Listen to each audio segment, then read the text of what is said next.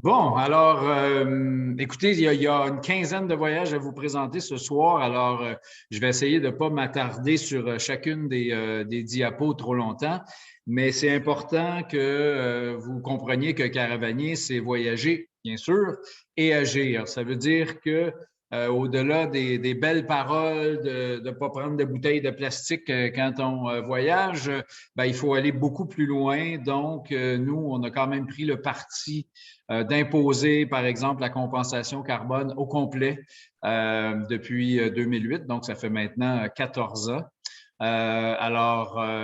Et puis, ouais, là, c'est parti. On a passé une couple de diapos, Marie.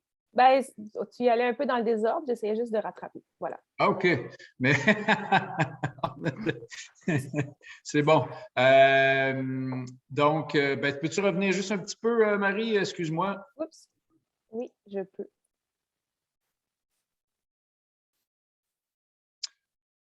Encore Alors, une devant? ouais. OK. Bon, c'est ça. On fait juste vous expliquer un peu la technique. Comme il y a une quinzaine de voyages à présenter, puis qu'on est soit 4, soit 5, soit 6 personnes peut-être à vous les présenter, on a pris le parti de. Il y a une personne qui va opérer les diapos et les autres parlent. Sinon, ça aurait été trop compliqué. Mais là, il faut s'ajuster un petit peu au départ. Alors, comme vous savez, fort probablement, Caravanier fait des voyages à travers le monde depuis 24 ans maintenant. Et puis, on aime bien dépayser les gens quand ils sont ailleurs. Alors, ce soir, comme c'est au pays, ben, probablement qu'on espère qu'on va vous payser, si on peut dire. Donc, on va vous parler de plusieurs voyages. Vous avez un peu l'horaire ici, le kayak, canot, à pied en rafting et à la voile. Tu peux y aller, Marie. Là, on va commencer à trouver le timing. Donc, voilà. L'équipe Caravanier, c'est je vous dirais, une vingtaine de personnes environ. J'ai 2 chiens qui veulent manger des choses en même temps que ça va super bien ce soir. Let's go, les chiens. Et donc, je vous disais, l'équipe Caravanier, c'est une dizaine de personnes au bureau. C'est autant, sinon plus, de guides à l'international et évidemment tous les gens avec qui on travaille partout dans le monde. Ce n'est ni une petite équipe, ni une grosse équipe, c'est-à-dire que ça nous donne quand même une certaine liberté financière pour avoir des ambitions, avoir une flotte de kayak au Groenland, par exemple, et pouvoir faire des repérages, mais c'est quand même pas assez gros pour que ce soit une industrie. On n'est pas dans l'industrie du voyage, on est dans, disons, l'artisanat du voyage. Donc, vous avez quelques personnes qui sont là et même les chiens qui viennent au bureau rapidement. Les 2 chiens dont je vous parlais sont à l'extrémité droite de votre écran, là, fait que ce soir, ils m'occupent quand même pas mal.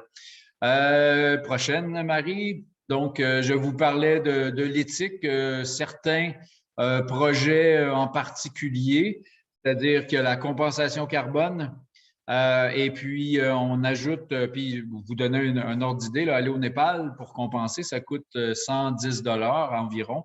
Donc, ce n'est pas des montants négligeables. Ce à quoi on ajoute aussi 1% pour la planète. Donc, au bout du compte, ça nous donne de l'argent pour faire des projets, pour compenser pour le carbone et aussi faire des projets, construction d'écoles au Népal et tout ça. C'est un peu particulier depuis évidemment 2 ans, comme vous le savez. On est chanceux de vivre dans un pays où on a un filet social. Ce n'est pas le cas, comme vous savez, dans des pays, dans plusieurs des pays où on voyage. Premièrement, ils n'ont pas accès au vaccin avec la même facilité que nous. Et puis, ils n'ont pas d'argent comme ça. Donc, nous, on essaye de laisser de l'argent dans les différents pays, comme on a fait au début de la pandémie. Évidemment, c'est épuisé depuis un bout de temps. Donc, on a fait une levée de fonds. On est rendu à quelques 22 23 000 $. J'espère qu'on va se rendre à 30 000 $. Donc, vous allez recevoir un mail à la fin de la conférence pour savoir si on a répondu à vos questions, mais il y a un lien là-dessus. Si vous pouvez aider, vraiment, c'est très, très apprécié parce que sans nos équipes locales, ben, on n'existe pas. Voilà pour ça. Je vais passer la parole à Marie. Je vais vous la présenter, mais je fais juste une petite note sur la façon dont ça va se dérouler. Il y a une quinzaine de voyages. Ça va prendre 4 à 5 minutes par voyage, une douzaine d'images. L'idée, c'est beaucoup plus de vous mettre dans l'ambiance de chacun des voyages et puis on va vous parler des niveaux, on va vous parler des points forts, mais évidemment, ça devrait peut-être vous allumer puis dire « Ah, ça, c'est intéressant ». Et après, ben, vous devez aller lire en détail le site Internet et surtout nous appeler. Ça nous fait très plaisir de parler de voyage, surtout qu'on sait que, puis en plus avec les nouvelles de la journée, mais tout ce qui se passe au Québec va avoir lieu. Là, c'est certain que ça va pouvoir avoir lieu. Ça a eu lieu depuis 2 ans, donc ça va avoir lieu cette année. Alors, vous n'avez pas de raison de ne pas, de craindre que ça n'arrive pas. Donc, le but, c'est, je vous ai dit, de vous payser, de vous donner une idée de l'ambiance, et puis, on va essayer de vous dire un peu à qui ça s'adresse, ces voyages-là. Alors, le premier voyage qu'on vous présente, c'est les îles Mingan. Je passe la parole à Marie. Marie, qui est la personne qui a le plus d'expérience comme guide chez Caravanier, mais qui fait aussi plein de choses au bureau. Elle guide beaucoup en kayak, mais pas que en kayak, partout à travers le monde, mais particulièrement dans les zones un petit peu plus fraîches, comme le Groenland, comme la Patagonie, la terre de Baffin notamment. Donc, ici, on n'est pas tant au nord que ça, à Mingan, mais c'est quand même au nord. Je te laisse parler, Marie. Merci. Alors, c'est ça, Richard le disait, là, on va commencer par les voyages en kayak. Donc, Mingan, l'archipel de Mingan sur la côte nord que vous voyez juste ici. Simon aussi, qui est là ce soir, va vous présenter le séjour qu'on fait là, en 6 jours de kayak sur le Saguenay. Juste après, on vous glisse un petit mot là, sur l'archipel de Haida-Gwaii après ça. Donc, pour commencer par Mingan, ben moi déjà, Richard en a pas parlé, mais je suis un peu... j'ai migré vers l'est du Québec, ça fait déjà un petit bout de temps. J'ai été au BIC une vingtaine d'années, j'habite à Gaspé, je vous parle de Gaspé maintenant. Puis l'archipel de Mingan, mais ça a été un de mes premiers emplois là, jadis, avant même, pendant l'université. En fait, je suis allée travailler pour un ami qui est là-bas, encore aujourd'hui. Puis dans l'archipel, là, en kayak de mer, ça a été comme un des premiers emplois que j'ai eu l'été à l'université. Puis quand la COVID est arrivée, bien, ça a été comme une des premières places là, avec le Saguenay, justement, parce que Simon connaissait aussi super bien là, qu'on a eu en tête de mettre sur l'offre de Caravanier au Québec. C'est un coin, l'archipel de Mingan, qui est protégé, évidemment, par Parc Canada. C'est une réserve de parc national. On est sur la côte nord, à peu près à 2 heures de route à l'est de cette île. Donc, Havre-Saint-Pierre est à peu près vis-à-vis le centre là, de l'archipel. Ce qu'on vous propose là-bas, c'est, sans trop parler du Saguenay, mais pour le mettre un peu comme en comparaison avec la descente du fjord, dans l'archipel de Mingan, c'est une région qui est assez difficile à naviguer. On est assez exposé au vent dominant de l'ouest. C'est un paquet de petites îles le long de la côte nord là, du Saint-Laurent. Mais ça reste que c'est quand même une navigation du kayak de mer qui n'est pas forcément facile parce qu'il peut y avoir toutes sortes de conditions de mer. Puis nous, ce qu'on a choisi pour le rendre un petit peu plus accessible, c'est de faire un camp de base. Donc, on est 5 nuits sur la même île, dans des campings de Parc Canada, là, donc 5 nuits sur la grande île. Puis on va comme rayonner à la journée à partir de ce campement-là. Là. Donc, essentiellement en kayak de mer, dans ces journées-là, on fait un peu de rando aussi. Puis on a rajouté cette année une journée là, en mer sur un Zodiac, probablement qu'on va juste aller explorer un autre secteur de l'archipel qui est un peu trop éloigné pour qu'on puisse y aller là, en kayak. Donc, c'est un niveau qui peut être par moments difficile dans l'archipel, mais le fait qu'on est en camp de base, on va comme vraiment prendre la météo le matin, faire le plan de match de la journée, puis bien l'adapter. Fait qu'on a mis ça comme en niveau 2 là, pour les journées. Ça reste que ça peut être des bonnes journées de kayak, puis il faut quand même être capable de donner un petit, je dirais un petit effort s'il faut revenir en fin de journée avec un vent de face vers le campement, etc.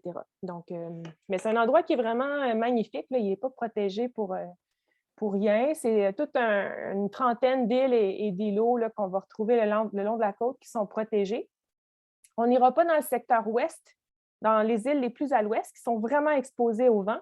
Nous, on dort sur Grande-Île, Il y a 3 îles au centre de l'archipel, Quarry, Niapisco, Grande-Île, qui sont plus grosses, assez rapprochées une de l'autre. Puis en dormant sur Grande-Île, là, on est capable de rejoindre facilement ces îles-là là, qui ont vraiment des monolithes magnifiques à la journée, en étant relativement protégés des vents dominants. Là, en tout cas, on a beaucoup d'options à partir de ce campement-là. Donc, du kayak à la journée, je vous dirais que c'est en moyenne peut-être 5-6 heures de kayak par jour, à un rythme, la plupart du temps, vraiment contemplatif pour apprécier. Puis comme je disais, il peut y avoir des fois des vents qu'on a peut-être sous-estimés, qui vont lever un petit peu plus. Puis là, le retour, ben, on est un peu contre le vent. Là, il faut donner un petit effort supplémentaire. Il y a des kayaks tandem, il y a des kayaks solo pour s'adapter un peu à tout le monde. Il y a pas mal de mammifères marins dans l'archipel, donc petit rorqual, c'est ce qui est le plus commun comme baleine. Je vous dirais des marsouins communs aussi qu'on peut apercevoir assez fréquemment.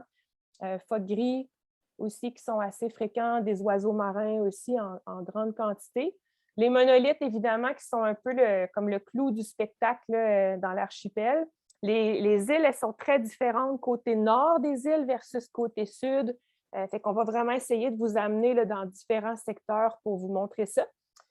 Sur certaines îles aussi, il y a des petits sentiers qui sont aménagés par Parcs Canada pour aller voir un peu les falaises à l'intérieur des îles, des formations géologiques un peu différentes, la flore aussi qui est extrêmement riche puis qui est une des raisons pour lesquelles l'archipel il est protégé. Sur la journée du Zodiac aussi, je pense qu'avec le capitaine du bateau, vous allez avoir un bon petit aperçu de la culture acadienne d'Havre-Saint-Pierre, avec les Caïens qui sont majoritaires au Havre encore, les Paspéas à Longue-Pointe-de-Mingan. Vous allez entendre parler un peu de l'histoire de la région, qui est pour moi super intéressante aussi. Peut-être terminer avec un petit mot sur le campement. C'est un campement aménagé par Parcs Canada. La beauté de ce site-là, je le disais, c'est qu'il nous laisse plein de possibilités à la journée de kayak, aussi de randonnée. Grande-Île, c'est la plus grande de l'archipel. C'est un campement qui est comme confortable. Mathieu, là, avec qui on travaille là-bas, s'occupe d'installer comme des douches chaudes, fait qu'on a ça au campement avec de l'eau douce. Ça reste rustique, vous comprenez que c'est du camping, mais il y a quand même ces douches-là pour se rincer, se laver en fin de journée là, quand on rentre de la mer avec l'eau salée. Il y a des petites, c'est pas des plateformes en soi, là, mais c'est comme des petites places pour mettre les tentes qui sont bien aménagées, site de feu. Nous, on garde un site pour se faire vraiment comme une grande cuisine commune. Puis s'il fait beau, là, on mange sur le bord de mer, la photo que vous voyez là, près du feu. Je terminerai en parlant de la nourriture. Elle est exceptionnelle et je pèse le mot. Là. Mathieu met vraiment la totale pour vous faire goûter des produits de la région.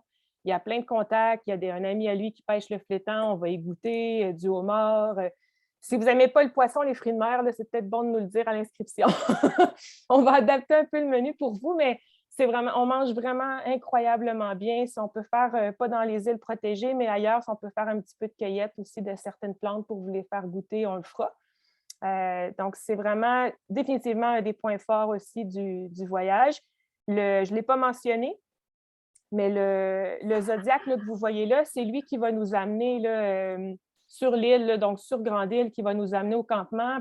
Pas nécessairement avec les kayaks à toutes les fois. Là, si vous arrivez, ça se peut que les kayaks soient déjà sur l'île. Mais tout ça pour dire que votre bagage, il n'y a pas à être chargé dans les kayaks. On met tout ça à bord du Zodiac, puis c'est lui qui vient nous déposer là, à notre campement de Grande-Île où on s'installe pour la semaine. Voilà. C'était mon 5 minutes. Oups, Marie, une question pour toi. Combien d'heures de kayak par jour à peu près? Oui, c'est comme 5-6 heures à un rythme modéré, là, avec des pauses. S'il fait beau, on prend une pause des fois d'1 heure au lunch, là, coucher sur la plage, à une petite sieste après avoir mangé. Fait qu'un 5-6 heures, là, je dirais, par jour en moyenne. Si, ça se peut qu'on soit craqué et qu'une journée, on veuille avoir un objectif un petit peu plus ambitieux, mais c'est la moyenne, 5-6 heures. Merci. C'est une question d'un auditeur. C'est bien ça, Félix. Et moi, parlant de faire comme une quintuple animation, Richard, est-ce que tu veux présenter Simon avant qu'il se lance dans les eaux froides du Saguenay? Oui, absolument. Je suis content. Alain est arrivé en plus. Simon va vous parler du Saguenay. Vraiment, c'est un vieux routier du Saguenay. Simon est chez nous depuis un bout de temps. Il me semble que ça doit faire 5-6 ans que je dis que tu es là depuis 5-6 ans, fait que ça doit faire plus longtemps.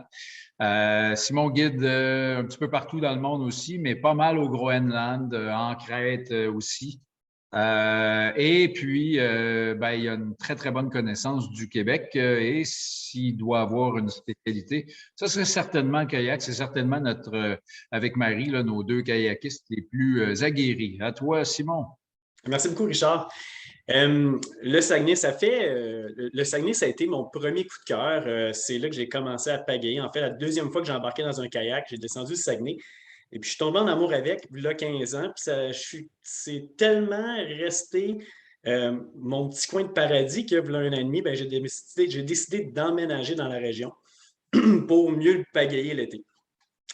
Le Saguenay, le voyage du Saguenay, c'est un voyage de 6 jours. On va naviguer sur un parc marin de Parc Canada, qui est le parc du Saguenay, le parc marin du Saguenay-Saint-Laurent. Puis, ce parc-là, eh bien, il est bordé à gauche et à droite par le Parc national du Saguenay. Donc, c'est deux parcs, un fédéral, l'autre provincial, mais je pense qu'ils s'entendent mieux que nos gouvernements. Donc, on est vraiment là, coupé du monde quand on va être sur le Saguenay. C'est un voyage de 6 jours où est-ce qu'on part de la ville de la Baie. Puis dès qu'on quitte la ville, à ce moment-là, on se ramasse là, dans ce que vous voyez là, dans le fjord lui-même, donc une vallée glaciaire qui a été formée il y a environ 80 000 ans, quand les glaciers étaient là. Et puis, on quitte la baie pour se rendre jusqu'au fleuve. Finalement, on termine le fjord pour se rendre jusqu'à Tadoussac. C'est un voyage qui se veut expéditionnaire. Donc, c'est un voyage où est-ce que du jour 1, on charge nos kayaks avec tout le matériel qu'on a besoin pour l'aventure et puis on part sans ravitaillement, sans dépôt de nourriture ou d'équipement. À tous les jours, on se déplace de campement à campement. Donc, c'est une vraie expédition en kayak de mer avec tous les aléas que Dame Nature peut présenter. C'est un peu elle qui gère notre voyage, dans le sens que c'est elle qui va influencer nos décisions au fur et à mesure qu'on en avance. Des journées d'environ 20 km par jour, ce n'est pas une course, c'est vraiment des journées où est-ce qu'on prend le temps de pagayer. Des fois, avec un vent d'eau qui nous pousse, on avance un peu plus rapidement, des fois avec un vent de face et des fois une mer d'huile. Ça arrive souvent, puis c'est parfait pour voir les mammifères marins. Ça nous permet de voir beluga, petit rorqual, phoque commun, phoque du Groenland, phoque gris, qui viennent, je vous dirais qu'on en voit pas mal à tous les journées, là, soit un mammifère ou deux, là, du moins de type de mammifère. On campe sur le bord du Saguenay, on campe dans des campements de la CEPAC, soit des plages de galets ou des plages de petites fines roches, très peu de plages de sable au Saguenay, malgré le fait que la région est très sablonneuse. Et puis, bien, on décharge les campements, on décharge les kayaks rendus le soir, on monte le campement, on fait à manger sur le bord du feu de camp quand la météo nous le permet, puis on mange bien sur le Saguenay. Le lendemain matin, on prend le petit déjeuner avec le café à la main. Une fois que le déjeuner est terminé, on recharge les campements, on recharge les kayaks, on travaille ensemble pour mettre les kayaks à l'eau et on part à l'aventure. Les campements, il n'y en a pas plein de places qu'on peut camper sur le Saguenay que certains endroits pas parce que c'est permis ou pas permis, mais c'est juste que c'est les seuls endroits qui sont accessibles parce que il y a des falaises d'environ 300 mètres là, qui bordent le Saguenay de part et d'autre. Et puis, c'est un endroit qui est marin, donc on est dans de l'eau salée. Et plus qu'on arrive vers Tadoussac, plus qu'on le sent sous la pale de la pagaie, plus que la pagaie renfonce moins dans l'eau, plus qu'il y a une densité d'eau. On passe vraiment d'un milieu intérieur continental à un milieu maritime. C'est assez incroyable comme sensation. On le sent même à travers l'air qu'on respire quand on arrive là, vers le fleuve, vers la mer. Le Saguenay, pour moi, c'est le coup de cœur, mon coup de cœur du Québec. Vraiment un endroit à découvrir, surtout si vous voulez vivre l'aventure au niveau expéditionnaire. Le Saguenay, c'est ça. Merci beaucoup, Simon.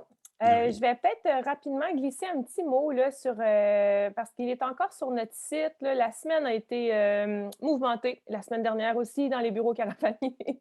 On essayait là, de mettre bout à bout la logistique pour être en mesure de faire notre voyage en kayak de mer sur la Basse-Côte-Nord là, pour cet été, on avait dû annuler l'été dernier, malheureusement, pour une question qu'on a prévue sur ce voyage-là, de prendre le Bel-Lac-des-Gagnés qui ravitaille les communautés de la Basse-Côte-Nord.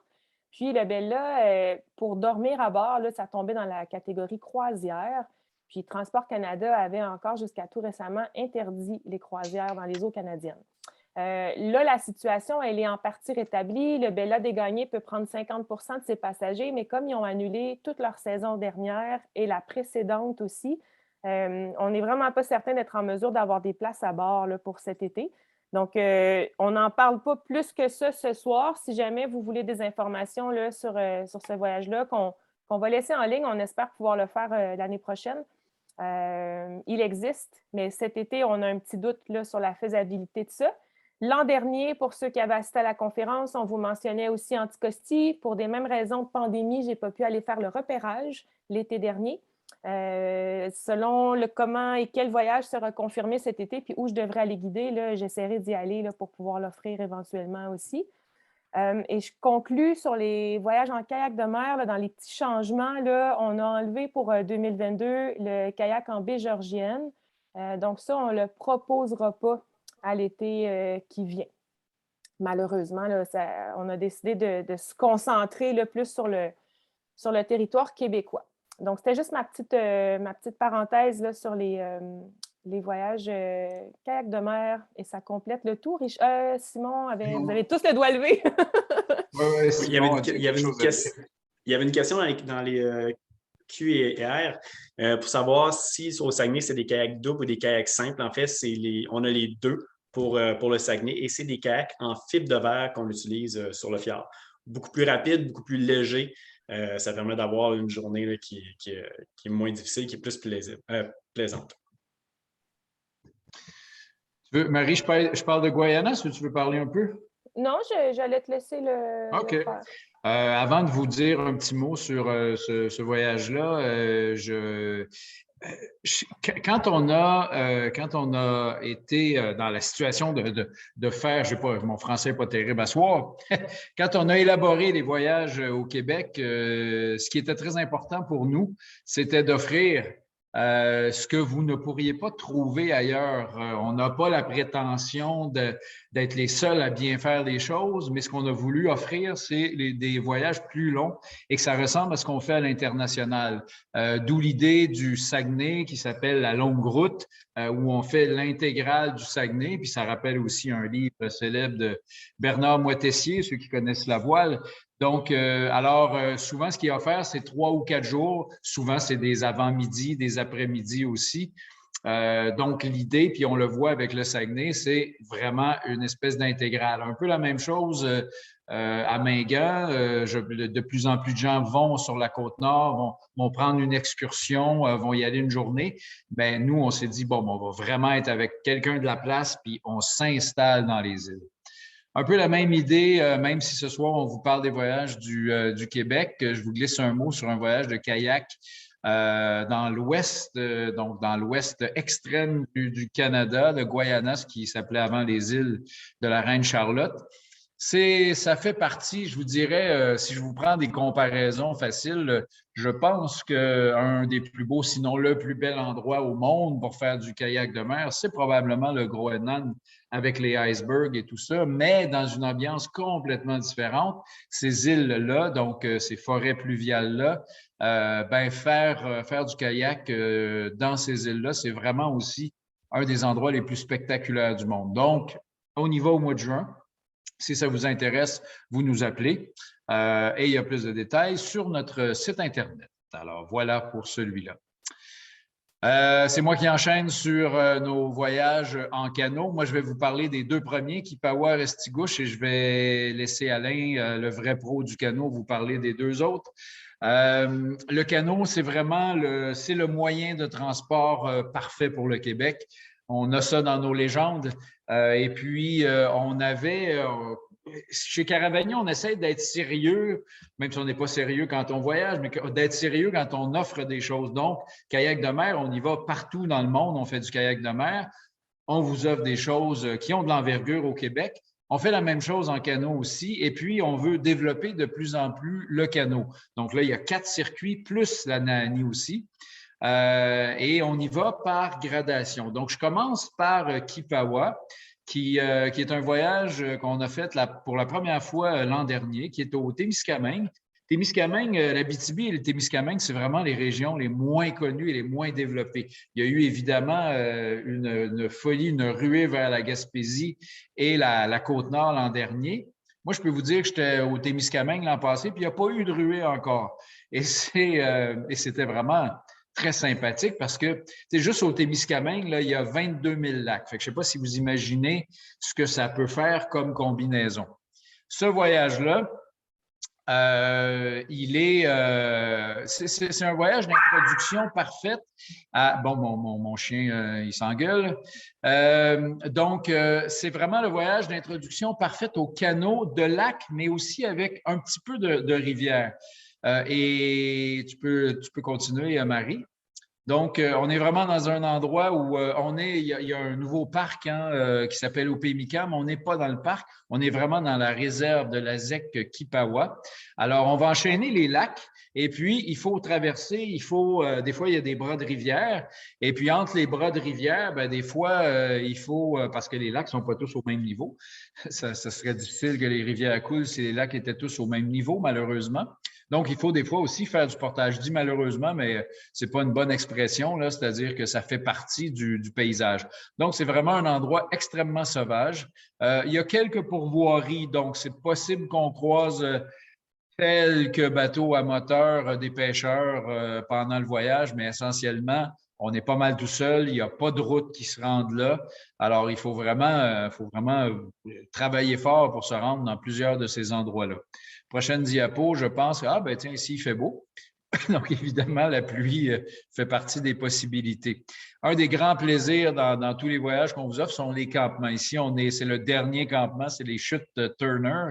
Je peux vous dire que si vous voulez savoir si vous n'avez aucune chance d'être bon à la pêche, vous installez là.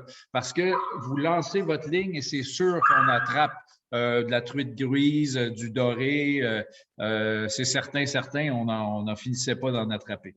C'est un peu l'ambiance quand on se lève le matin, que l'air est un peu frais, que la rivière est plus chaude. Ici, c'est un lac, on n'est pas encore sur une rivière. Et puis, on va… et la photo est prise d'un campement. Okay? C'est le même endroit. Donc, en surplomb, vous avez le… Mon petit chien de 5 mois fait des siennes. Donc, vous avez un peu l'ambiance de ces grands lacs-là. Et puis, il ne faudrait pas… tu peux continuer, Marie. En fait, ça, c'est vraiment un grand plaisir, les campements. Et puis, ces grands campements-là avec des plages. Là, il y a un de mes chiens qui est sur la photo là. Et puis, on travaille avec Guillaume là-bas, qui est un gars de la place, super bon cuisinier. On mange très bien aussi. Je ne vous garantis pas qu'on a des homards comme à Mingan, mais on mange franchement très bien. Vous avez les ambiances de lac et puis c'est important pour moi de vous dire que c'est quand même un voyage qui est physique à cause des portages. On a quand même, je vous dirais, sur une semaine, 8 ou 9 portages, c'est-à-dire plus qu'un portage par jour. Et puis, ça fait partie, je vous dirais que ça fait partie du plaisir parce que c'est un voyage physique, mais sachez qu'on va devoir faire ça. Et puis, tout le monde doit y participer. C'est-à-dire que, évidemment, tout le monde n'est pas capable de porter un canot, mais il faut porter les bagages et tout. Puis, c'est ça la réalité du canot. Alors, mais il n'y a pas de portage de 2-3 km. Il ne faut pas s'inquiéter avec ça. Voilà pour Kipawa. Restigouche. Alors, si vous voulez, peut-être que dans l'ordre, j'aurais dû le mettre avant, c'est-à-dire que je pense que c'est le plus facile et le plus accessible, où on va descendre 2 rivières, la Kegwitch et la Restigouche. Donc, on est en Gaspésie. Donc, et puis, l'eau, peut-être que vous connaissez en Gaspésie la rivière Bonaventure, qui est reconnue pour son eau limpide. Mais la réalité de la rivière Bonaventure, c'est qu'il y a la fin de semaine littéralement des milliers de personnes sur la rivière. Alors que sur ici, c'est une photo sur la Restigouche, c'est une rivière tout aussi limpide et il y a très peu de gens parce que l'accès est quand même pas si facile. C'est une belle rivière à saumon. On va vous fournir masque, tuba et palmes pour que vous puissiez nager dans la rivière. Et puis, la période qu'on a choisie, ben, il y a du poisson en masse. Donc, je ne vous dis pas qu'on va pêcher le saumon parce qu'il faut des permis un peu spéciaux, mais vous allez quand même en voir. Il y a un peu de rapide. On parle plus souvent d'eau vive et de R1. Il y a même 1 ou 2 R2 selon le niveau de la rivière, mais qui nous permettent juste de nous amuser et puis vous dire, puis que vous sachiez un petit peu plus si ça vous tente d'aller plus loin dans votre progression en canot. Ah, ça, c'est une fosse à saumon. Alors, fait que puis je note aussi qu'on a un voyage au mois de septembre. Ce sont des forêts en grande majorité, des forêts de feuillus. Donc, la photo, évidemment, pas prise à l'automne, mais c'est vraiment magnifique à l'automne. Donc, on a un départ à la fin septembre. Ça vaut la peine d'y aller à cette époque-là aussi, bien sûr. Richard, oui. Question d'un auditeur. Les équipements que Caravani fournit, si ça n'a pas été déjà mentionné, là, temps de nourriture, tout ce qu'on peut préciser. Les tentes, ben, c'est tout sauf l'équipement personnel. Donc, l'équipement personnel, votre linge, votre sac de couchage, votre matelas de sol, mais on fournit tout le reste. Donc, un VFI, si vous en avez un, vous pouvez l'apporter, mais on fournit les tentes, on fournit tout le kit de cuisine, on va même avoir une tente commune ou une bâche selon les voyages. Donc, et vous allez évidemment avoir un détail très, très précis une liste de matériel très précise. Voilà. Merci. Marie, je vais te laisser, tu es là, Marie, de la nourriture, oui. Je vais te laisser présenter Alain. Moi, il faut que j'aille chercher, j'ai mis un de mes chiens dehors, je ne veux pas le laisser aller trop longtemps. Fait que je te laisse présenter Alain, si tu veux bien. Oui, avec plaisir. Donc, okay. Alain, c'est la personne qui a des belles montagnes népalaises là, derrière lui. C'est notre grand sage. Moi, j'ai eu la chance de connaître Alain il y a déjà, je pense que c'était en 2010. On est allé guider un premier voyage ensemble au Groenland. Oui, jadis, ça fait longtemps. Alain enseignait au cégep de Gatineau. C'est un jeune retraité maintenant. Puis ingénieur de formation, mais qui a intégré l'équipe Caravani là, pas mal dans ces années-là. Donc, autour de 2010, on a guidé au Groenland, entre autres. Alain, c'est comme l'homme à tout faire, mais pas de façon péjorative du tout. Là, où, Alain, c'est quelqu'un qui a exploré le monde, pas que comme guide, mais pour son plaisir, et plaisir en lettres majuscules, caractère gras, personnel. C'est un gars qui a fait des expéditions vraiment à plein d'endroits. En canot, beaucoup, kayak, à pied, à reculons, sur les mains. Je pense que je n'étais pas née pas tant que ça, pas tant que ça. Puis Alain faisait des choses que je ne serais encore capable de faire. Donc, c'est vraiment une super belle personne qu'on est très content d'avoir sur notre équipe et qu'on apprécie beaucoup. Fait que je lui laisse la parole là, pour vous présenter la descente de la Mistassini et de la Dumoine. Salut, est-ce qu'on m'entend ou... Oui, OK. Fait que, bonjour. Effectivement, Marie, peut-être en a mis un petit peu trop là, à mon sujet, mais bon, fait que, on va voir là, ce qu'on peut faire là, au niveau des rivières du Québec. Fait que, effectivement, donc, après ce que Richard a parlé pour la Kipawa, puis ensuite pour mon son qui est OK, ici. Donc, on parle ici de la Mistassini, qui est peut-être la troisième rivière en fait de difficulté qu'on fait au Québec. Ça fait que cette rivière-là, grosso modo, c'est une rivière qui se situe un petit peu au nord du lac Saint-Jean. Et puis, c'est une expédition qui va être de 6 jours vraiment là, en canot. Mais même à ça, juste pour se préparer un petit peu, comme il va y avoir des bons rapides, on va se préparer 2 jours. Donc, l'expédition va durer 8 jours au total. Fait qu'on fait 2 jours de pratique au départ là, sur une bonne rivière avec des bons rapides. Ça nous permet de regarder un petit peu nos manœuvres de canot, comment est-ce qu'on va fonctionner. Et puis après ce 2 jours-là de pratique où on reste à la base, là, on va pouvoir partir 6 jours complets en expédition sur la Mistassini nord-ouest, parce qu'il y a plusieurs Mistassini en fait. Et puis à ce moment-là, ce qui est super intéressant, c'est qu'au départ, c'est plus du plat. Il y a un grand lac à traverser. C'est une rivière qui est beaucoup de méandres, ce qui fait qu'on pratique nos coups encore une fois. On apprend à bien contrôler notre canot. À ce moment-là, ça devient intéressant. Puis une fois qu'on est sur un grand lac, on a des grandes falaises, on a des super chutes. C'est vraiment, en fait, au niveau paysage au Québec, pour une rivière, on a peut-être la rivière Moisy qui est bien connue pour des grandes falaises, des choses comme ça. Mais par la suite, je trouvais que cette rivière-là, c'est super intéressant comme paysage avec justement une vallée un peu encaissée dans le lac avec des chutes, des rapides. Fait que c'est super. Comme rivière, là, c'est très complet. Donc, c'est ce qu'on essaie de voir pour la rivière. Fait que pour la rivière, on va commencer, comme je vous disais, une petite rivière méandreuse, le grand lac avec des falaises et des chutes, puis ensuite, on tombe vraiment dans la section des rapides. La section des rapides, on commence avec du 1-2, du 2-3, puis à un moment donné, on va avoir quelques rapides 3 là, de classe 3. Si on se souvient bien, dans les rapides, là, les classes 1, c'est qu'on peut faire ça quasiment les yeux fermés. La classe 2, bien, ça prend un peu de manœuvre. Il faut diriger à gauche, à droite. Alors qu'un classe 3, bien là, il faut vraiment contrôler son embarcation dans des endroits un peu plus précis pour pouvoir bien passer le rapide. Donc ça, on va en avoir quelques-uns. Et puis, les guides qui sont là connaissent un peu les passages parce que dans une rivière, il peut y avoir plusieurs passages différents. Certains mènent à la catastrophe et d'autres, c'est la place où passer. Donc, comme les guides les connaissent, ils vont vous faire passer, on va espérer, dans ces endroits. Ça fait qu'on va passer dans les bons endroits. Et puis, juste pour vous mentionner, vous voyez là, les paysages qu'on peut avoir en début là, avec beaucoup de sable. Il y a des plages qui sont merveilleuses. On est là, puis on se dit « wow ». Puis ce qui est le fun, c'est qu'on est tout seul sur ces plages-là. Puis comme celle-là, entre autres, elle mesure à peu près 500 mètres de long. Là. Donc, c'est quelque chose qui est, en fait, bien le fun à faire. On va faire le feu le soir, on va manger.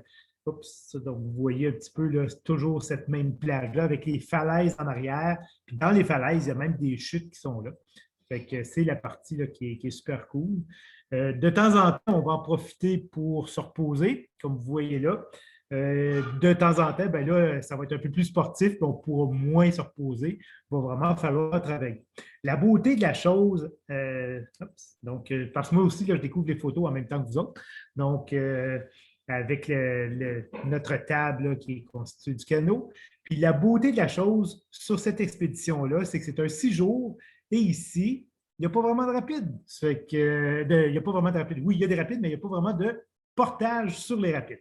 Ça fait que ça nous permet de faire l'expédition complète. Il y a peut-être un endroit où on va faire une cordelle de 20 mètres. Ce n'est pas grand-chose parce qu'il y a une bonne drop. Ça fait qu'on va faire une petite cordelle à ce niveau-là. Mais de façon générale, on est capable d'enligner la rivière sans vraiment avoir à portager nos canots. Fait que ça devient quelque chose qui pourrait probablement être un plus, comme on peut dire. Là.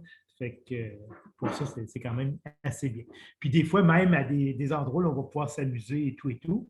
Ça fait que c'est quelque chose qui est, comme je vous dis, moi, je trouve vraiment que c'est une belle rivière qui est typique d'une rivière du Nord, avec les épinettes, avec toute la forêt là, typique du Nord, puis avec des super paysages où on a des bouts calmes, où on apprend à canoter si on n'est pas tout au point, des super falaises avec des chutes. Puis après ça, pendant 3 jours à la fin, là, il y a la section des rapides, c'est un après l'autre. Et puis, on a une gradation, puis même à la fin, on finit avec un 3 ou 4 km de rapide. C'est du R2, là, peut-être 3, dépendamment du niveau de l'eau, mais c'est super intéressant, comme on a appris à bien prendre possession de notre embarcation, de bien la contrôler, ça devient vraiment une partie de plaisir là, pour la dernière partie de cette descente-là.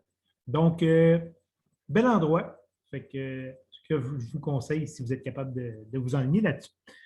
Et voilà, c'était bon pour celle-là. Ensuite, on y va avec la deuxième rivière un peu plus sportive. Comme on vous a dit, là, on a mis une gradation. Fait que la dernière au Québec, c'est la rivière du Moine. Fait que la rivière du Moine, c'est dans l'Outaouais, donc ma région natale. Fait que, on a 3 rivières de canaux qui sont assez intéressantes. Il y a la Coulonge, la Noire et la du Moine. La du Moine étant la plus sportive. Fait que c'est la plus loin, tout près. En fait, ça fait la frontière Témiscamingue puis Outaouais. Puis à cet endroit-là, bien là, ça, c'est si je me souviens bien, c'est un 6 jours d'expédition. Moi, si on revient avant, là, fait que, oui, la descente, c'est 70 km. Là, je vois. OK, un 7 jours, effectivement. Donc, c'est un 7 jours. C'est une rivière qui est un petit peu plus au sud, donc on n'aura pas la même flore qu'on va avoir au lac Saint-Jean. Ici, ben, c'est des forêts de pins. Fait que ces pins-là, ils ont été coupés dans les années 1700 là, pour envoyer ça en Angleterre puis faire leur bateau et tout et tout. Puis depuis ce temps-là, ça repousse. Mais c'est vraiment des super forêts. C'est super intéressant. Et puis, on va commencer par des lacs en haut. On va avoir une coupe de rapides. Puis après ça, ben là, les rapides vont entrer, puis ça va être un après l'autre, un petit plat, un rapide, un petit plat, un rapide. Fait que ça aussi, c'est quelque chose qui, pour des canoteurs, est bien parce que dans le fond, on fait un rapide. À sortir du rapide, ben là, on peut soit écoper parce qu'on n'a pas un peu d'eau ou encore ben, manœuvrer. Ça fait que c'est des belles expériences. Donc, comme vous voyez ici, il y a un peu plus de roches que sur l'autre rivière.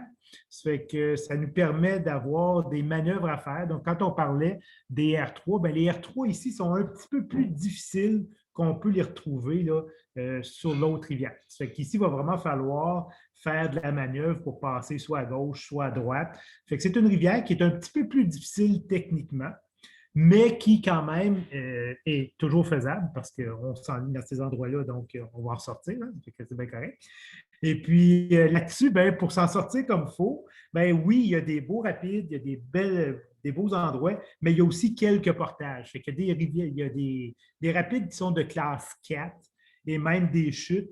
Fait que ça, comme on n'est pas encore à l'aise là-dedans, les chutes qui sont quand même d'une trentaine de mètres de haut, c'est des chutes assez spectaculaires, on va devoir portager. Oui, on va avoir quelques portages sur cette rivière-là, tout au long du parcours. Comme ici, on voit, là, on fait peut-être un petit peu de cordelle parce qu'il doit y avoir un trou en quelque part. Ça fait qu'à ce moment-là, ben, c'est des choses qu'on va apprendre au fur et à mesure là, que l'expédition va se dérouler.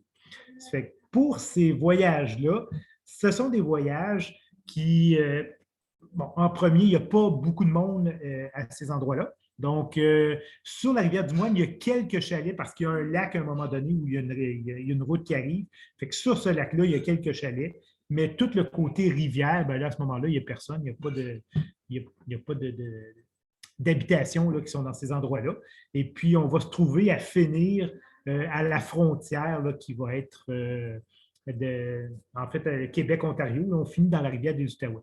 Donc, c'est un séjour de canot, un peu plus technique, intéressant. Donc, à ce moment-là, je pense que c'est quelque chose qui peut être, si ça vous tente, là, si le défi vous tente, je pense que c'est quelque chose qui peut être vraiment, vraiment cool à faire. Moi, je l'ai fait 3-4 fois, là, puis c'est vraiment, vraiment super. Je me suis bien amusé. En fait. Donc, Alain, je ne peux pas m'empêcher de le dire là, que tu as été draveur. C'est plus fort que moi. Un des derniers draveurs du Québec. Mais ce que j'allais rajouter de plus pertinent que la drave, c'était juste de préciser, là, on n'en a pas parlé en début de présentation, mais pour la majorité des voyages, Saguenay, Mingan, Restigouche, Mistassini, j'en oublie un, Kipawa, la majorité de nos voyages, là, il y a plus d'un départ sur la saison d'été. La du Moine, par contre, on en a mis seulement un. C'est une rivière qui est un petit peu plus technique. Là, fait qu'il y a juste, je n'ai pas les dates sous les yeux, mais il y a juste un départ de ce voyage-là pour cet été. Puis je voulais juste ajouter, je te garde en ligne, Alain, pour que tu nous parles rapidement de la Nahanni. Là, on n'a pas de photo, mais on avait envie d'en glisser un petit mot. Mais dans tous les cas, s'il y a un voyage qui vous intéresse, dont on parle ce soir, on le fait rapidement parce qu'on a beaucoup de voyages à vous présenter. Mais n'hésitez pas à aller sur le site, sur la page du voyage, vous allez voir aussi la personne au bureau de notre équipe là, qui s'en occupe. Puis n'hésitez pas à nous contacter, nous appeler, nous écrire pour qu'on vous donne plus d'informations dans le cas de certains voyages plus techniques, pour des questions très pointues, très techniques. Si la personne au bureau n'a pas la réponse, bien, à ce moment-là, des fois, c'est un guide, là, on leur demande de vous réécrire ou de vous recontacter. Donc, je te repasse la parole, Alain, pour mais juste nous. Il n'y a pas de photo, comme je te disais, juste pour nous glisser un petit mot là, sur le départ de la Nahanni cet été. Ah, OK. Donc, en fait, c'est ça. Fait que pour la Nahanni, c'est une rivière qui est située au nord du Canada, donc territoire du Nord-Ouest à la limite du Yukon. Ça va être 2 semaines environ, donc à peu près 12 à 14 jours d'expédition. On part, en fait, on va faire à peu près, je ne me souviens plus du nombre de kilométrages, de 300 à 400 kilomètres, mais c'est une rivière qui a un bon débit. Et puis, cette rivière-là, c'est vraiment mythique. Avec les chutes, les plus hautes chutes au Canada qui sont là, les chutes Victoria, Virginia Falls, les chutes Virginia, donc qui sont là, un peu un endroit mythique là, avec la Bill Mason Rock. Bill Mason, qui est un peu la figure légendaire de canot au Canada qui était connue. Et puis, on traverse 4 canyons, mais des canyons qui mesurent à peu près 30 km de long, avec des falaises qui peuvent monter de 500, 600, 800 mètres en hauteur. Et puis, même pas loin de là, il y a toutes les Rocheuses canadiennes qui sont là. C'est vraiment un voyage. Quand on parle d'une rivière au Canada, s'il y a une rivière à faire qui est vraiment connue, ça fait partie des rivières du patrimoine canadien. C'est vraiment l'Anani. Fait que je n'en parlerai pas plus que ça. Si vous avez des questions, peut-être qu'on va y revenir à un moment donné. Mais je vous dis, moi, j'ai passé 40 jours là-dessus, puis on aurait pris 50, c'est pas un problème. Fait qu'il y a des randonnées à faire. Il va y avoir de la randonnée. Il va y avoir 1 ou 2 portages sur les 14 jours. Puis le reste du temps, on embarque. Puis le courant est d'à peu près 10 km/h. Fait que ça nous transporte littéralement. Et puis les rapides qui sont là ne sont pas si difficiles que ça. C'est plus de la vague et non pas de la manœuvre. Donc, c'est un peu différent que les rivières qu'on peut avoir au Québec. C'est vraiment du courant avec de la vague. Fait que quelques trous à éviter, puis à part de ça, ben, ça se fait bien. Fait que c'est une super rivière. Donc, vraiment, je pense que si il y a vous avez la chance... un départ seulement. C'est Alain qui va le guider d'ailleurs. C'est 31 juillet. C'est fin juillet, le 30 ou 31 juillet le départ. Là, donc, c'est comme les 2 premières semaines du mois d'août, finalement. Là, ou peut-être 25 juillet. Ah oui, 27. Oui, je pense que c'est dernière de juillet, première de août. Quelque chose comme ça. Mais c'est vraiment... C'est une rivière mythique, puis ça vaut vraiment la peine. Il y a des animaux qui sont là, des chefs de montagne, entre autres, qu'on avait vus, des moutons de dalle là, qui sont dans le coin. Il peut y avoir des aubrins, des grizzlies. Fait que ça, on est averti par Parc Canada. Là, fait que les autres aussi, ils s'occupent de gérer tout ça. Fait que c'est pas trop un problème. Des martres, des loutres, etc. Là, c'est un petit peu ce genre de choses-là. Puis comme je vous dis, il va y avoir un petit peu de randonnée là-dessus. Question d'aller voir là, les chutes d'un autre angle. Et puis, fait qu'il va y avoir des choses intéressantes à faire là. Ça devrait être Merci beaucoup, Alain. Ça donne envie. Très bien. On en serait rendu à faire une petite pause. On accorde 5 minutes. Richard a choisi la photo. C'est comme pour simuler le petit feu de foyer là, à l'écran des télés. Les gens qui sont en milieu urbain, là, qui n'ont pas de poêle à bois. Fait que peut-être un petit 5 minutes. Là, moi, je vais couper ma caméra, mais on est encore là, puis on revient. Là, fait qu'allez vous chercher quelque chose à boire, verre de vin ou tisane, selon où vous en êtes dans votre soirée. Puis on reprend là, dans quelques minutes à peine avec les voyages de rando. Puis on va terminer là, avec ceux dits exceptionnels, bien qu'il y en a d'autres, là, la rivière Macpaye, le Mouchouanipi, puis les voyages de l'Éco-Maris dans le golfe du Saint-Laurent. Pendant que le feu brûle et Marie va revenir tranquillement à l'opération, je voulais... au niveau de la technique, c'est un petit peu ardu ce soir. Les photos, on ne les a pas tous vues à l'avance. Et comme on vous présente plusieurs voyages, mais ce qui m'apparaissait important, c'est que vous rencontriez quelques-uns de nos guides parce que ça fait... le voyage ne tient pas qu'au guide, évidemment, ça tient à l'endroit. Mais les guides sont très importants. Donc, je trouvais que ça donnait aussi une grande crédibilité au voyage que j'espère que vous allez faire avec nous en rencontrant chacun des personnes. Fait que merci les gens de passer. Simon, FX qui n'a pas parlé encore, Marie et puis Alain d'être là. Si jamais vous voulez quitter parce que vous avez autre chose, vous pouvez, bien pas tout le monde parce qu'il y en a encore qui doivent parler. Mais voilà. Donc, Marie, on enchaîne avec la Gaspésie. FX, il n'est pas là juste pour animer la période de questions. Non, c'est ça. Oui, je peux enchaîner avec la Gaspésie. Ensuite, il y aura les îles de la Madeleine. Jean-Philippe Leblanc devait être avec nous ce soir. Finalement, il y a un petit contretemps. C'est Richard qui va vous en parler. Puis l'animateur du questions et réponses, Je vais ensuite vous parler des Monts-Groux, du voyage qu'on fait de rando en septembre. Donc, je me lance pour la Gaspésie. J'ai le privilège, là, je dirais que la Gaspésie m'a adoptée et j'ai adopté la Gaspésie. Je le disais en début de rencontre, là, j'ai été dans le Bas-Saint-Laurent au Bic pendant une vingtaine d'années. Puis, 1 an et demi, 2 ans, là, j'ai déménagé à Gaspé. Et c'est moi qui ai concocté là, les itinéraires de rando qu'on propose en Gaspésie. On les fait au printemps, là, fin mai, juin, et on les fait à l'automne. Richard le disait tout à l'heure, la région, elle ne manque pas vraiment de touristes en été. Surtout les 2 derniers étés, il y a eu beaucoup de monde. Je tiens juste peut-être à dire que c'est pas... si certains lieux très ciblés ont eu vraiment comme peut-être trop d'achalandage sur une très courte période qui était finalement les semaines de la construction. Ça reste que même en plein été, là, c'est pas, j'allais dire, c'est pas le centre-ville de Montréal, mais il n'y a plus personne dans le centre-ville de Montréal.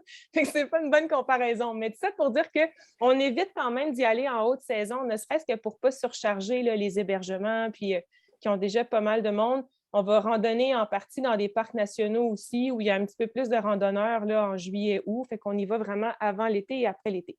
J'en reviens au plaisir de découvrir cette région-là. L'idée derrière ces voyages-là, il y en a un de 6 jours et il y en a un de 10 jours que je suis en train de voir si je le repropose là, pour l'automne qui vient ou le printemps. Mon idée derrière ça, c'était vraiment de donner aux voyageurs qui viennent le même plaisir que les fois où je les ai guidés en Crète, en Andalousie, dans d'autres pays où on se retrouve dans des petits villages. On a plaisir à rencontrer les gens de ces villages-là, à leur parler, à prendre l'apéro avec eux, en plus de profiter des journées pour vraiment découvrir cette région-là à pied. Puis c'est vraiment ça que j'ai voulu reprendre pour la Gaspésie. Donc, on est loin là, du tour d'auto de la Gaspésie au complet là, en quelques jours. C'est vraiment un voyage de rando à la journée. Dolce Vita, FX, l'expression consacrée de 2022. C'est un voyage en Dolce Vita. Chez Caravanier, ça veut dire qu'il n'y a pas de nuit sous tente. On est vraiment dans des super belles petites auberges. Là. Donc voilà, fait que c'est vraiment de la belle rando pour vous en mettre plein les jambes, mais c'était vraiment avec le souci de vous faire rencontrer des gens ici, vous donner un peu la couleur là, de la région. Ça fait 2 ans que je suis ici, ça fait plus longtemps que ça que je fréquente la région quand même pas mal, puis il y a vraiment des personnages colorés. Fait que je vais m'arranger pour les mettre sur votre route durant le séjour. Le 6 jours, on va dans la région de Percé, à Coin-du-Banc, qui est la photo que vous voyez là. On enchaîne avec Gaspé et le Parc national de Forillon. Puis sur le 10 jours, c'est un peu ce même bloc-là là, entre Percé, si vous voulez, et Forillon, Gaspé. Puis on ajoute à ça des journées dans le parc de la Gaspésie pour aller marcher dans les chic-chocs. Je présente dans l'ordre et le désordre, là, mais si j'y vais avec le 6 jours, on commence à Coin-du-Banc, qui est une toute petite communauté, un tout petit village là, à un jet de pierre là, de Percé, mais on ne voit pas Percé de Coin-du-Banc. C'est vraiment juste comme derrière un cap, là, en fait, qui nous sépare de Percé. Je le disais, on y va un peu hors saison, fait que ça nous laisse aussi tout le plaisir de découvrir Percé avec vraiment, vraiment beaucoup moins de touristes. Percé, c'est très tranquille l'hiver, tout est fermé pratiquement, là, sauf le pub et l'épicerie. Mais en y allant là, en juin ou en septembre, on a comme encore toutes les choses qui sont ouvertes. L'île Bonaventure est accessible, mais il y a vraiment beaucoup, beaucoup moins de monde. Ça augmente le plaisir.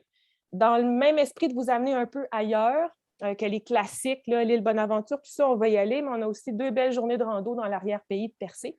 On va loger à Coin-du-Banc, à l'auberge de Coin-du-Banc, qui s'appelle maintenant le camp de base Gaspésie. On commence en force avec une petite dégustation de bière locale le premier soir, présentée par Jean-François, qui est le copropriétaire de l'auberge.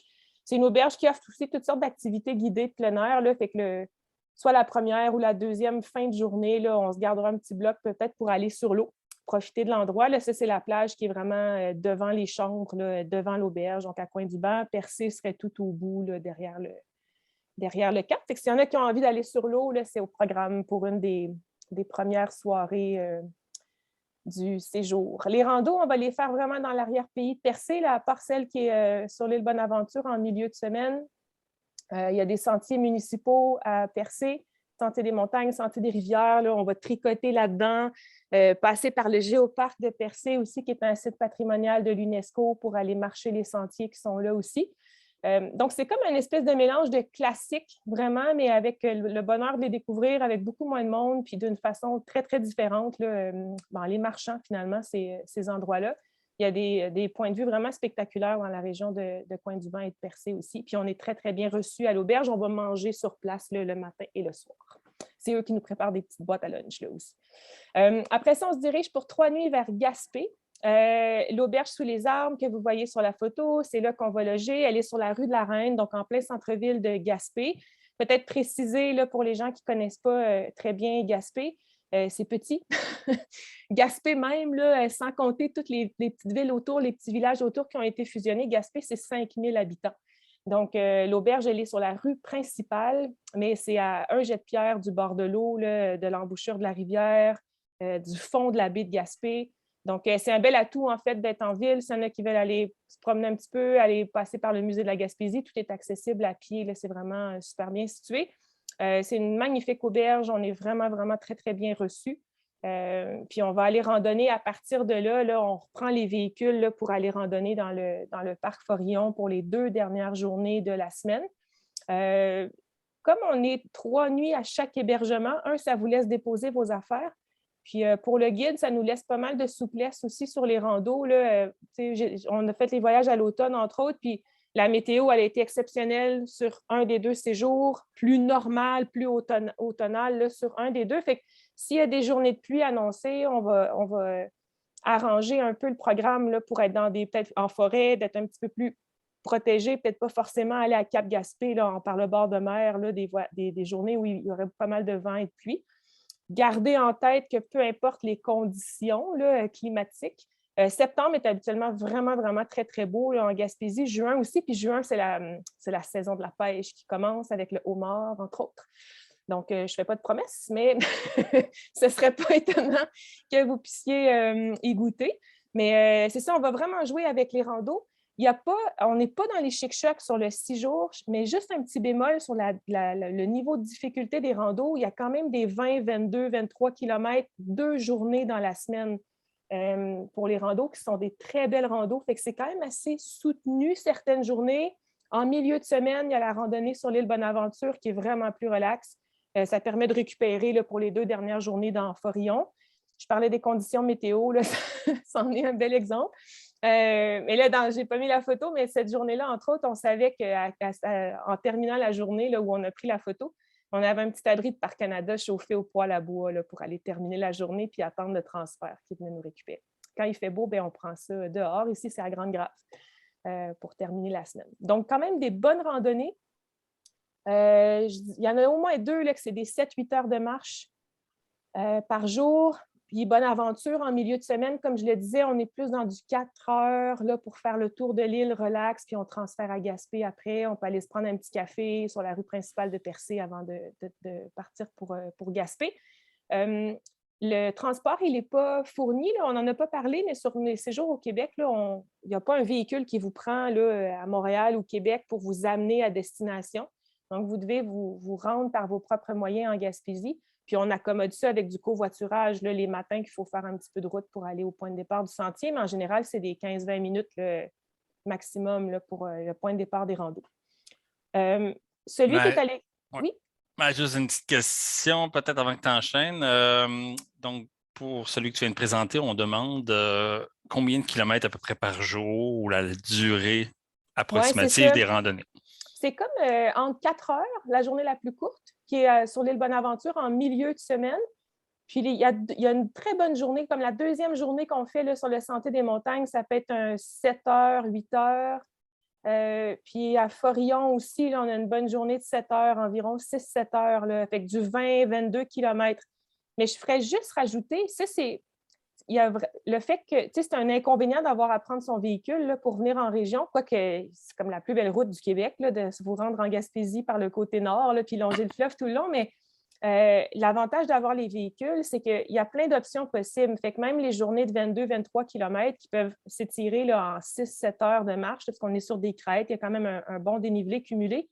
Il y a des façons que quelqu'un vienne nous rejoindre, il est fatigué cette journée-là, il veut écourter un peu la rando.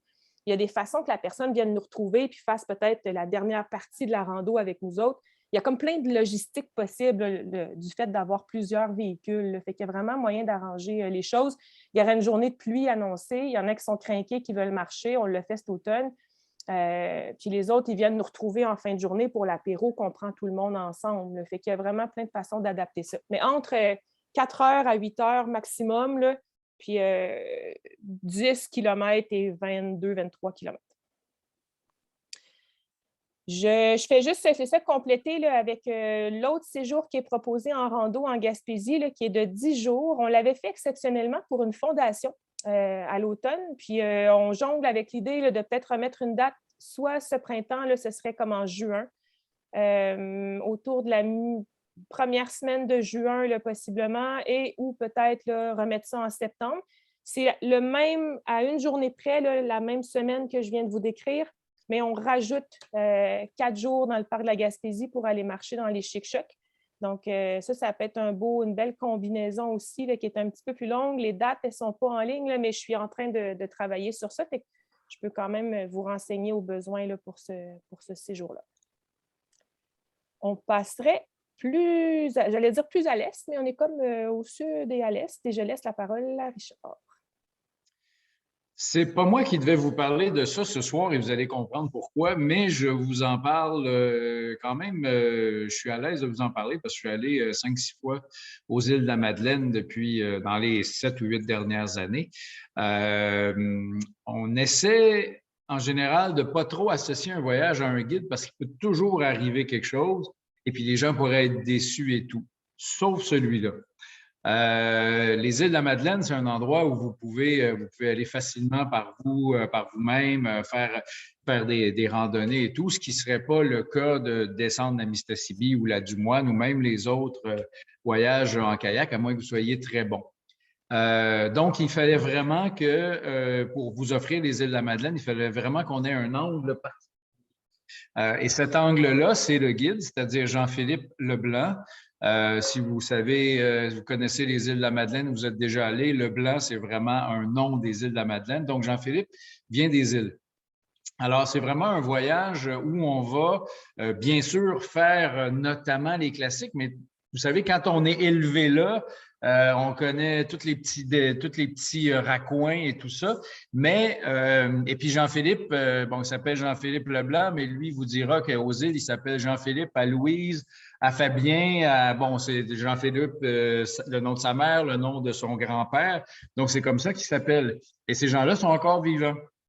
Donc, vous allez vraiment vous promener. Je ne vous dis pas qu'à tous les repas, vous allez être reçu par sa famille, mais la première photo, là, vous avez vu, il y avait du hareng fumé. Le fumoir, ça appartient à sa famille. Jean-Philippe, il sent encore la fumée parce qu'il a été élevé juste en face. Donc, c'est Jean-Philippe ici.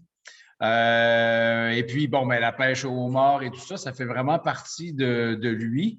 Jean-Philippe habite maintenant à Montréal, puis il guide pour nous depuis quand même très longtemps, notamment en montagne. Probablement qu'il a appris à grimper les glaciers sur les îles. Voici, vous avez le fumoir ici.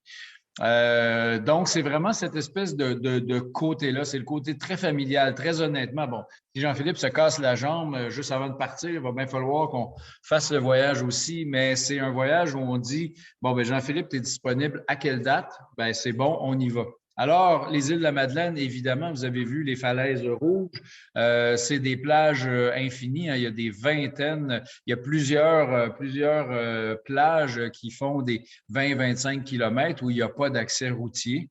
Donc, on peut partir quand même très longtemps. Vous avez vu que le voyage s'appelle Vents et Palabres. Donc, c'est presque, ils vendent 325 jours par année aux îles. Puis les palabres, ça, c'est les paroles des gens. Alors, les gens parlent beaucoup. Donc, c'est encore une fois, le voyage tourne autour de ça. Rencontrer les pêcheurs, rencontrer sa famille et puis, surtout, le faire avec quelqu'un de la place. Vous avez ici, en face de vous, l'île d'entrée. Ça, je pense que c'est le petit phare que Julie Schneider a acheté. Mais en face, il y a surtout la magnifique île d'entrée qui est la seule des îles qui n'est pas connectée avec l'archipel de toutes les autres îles. Et pour moi, c'est une des plus intéressantes parce c'est la seule île où il y a vraiment, la communauté est exclusivement anglophone. Il y a quelques anglophones qui habitent sur les îles, mais à cet endroit-là, on a l'impression d'être en Écosse ou en Irlande, puis que le temps s'est arrêté. La première fois que je suis allé, j'avais l'impression que j'étais aussi loin là que dans un village reculé du Népal. Donc, voilà, ça, c'est une image de l'île d'entrée où il y a plein de falaises et il y a des pâturages, comme vous voyez, donc on a vraiment l'impression d'être ailleurs. Et Simon nous dit qu'il y a des roues sur cette île-là, c'est vrai. Alors voilà, donc pour les îles de la Madeleine, si ça vous intéresse, c'est un voyage qu'on a fait l'an dernier aussi. C'est un voyage, il y a un seul départ. Donc au mois de septembre, on choisit la date du mois de septembre parce que la folie des touristes est passée, donc les gens sont relax et puis sont contents de revoir quand même les quelques touristes plus audacieux qui s'aventurent et la famille de Jean-Philippe, bien sûr. Alors voilà pour les îles de la Madeleine.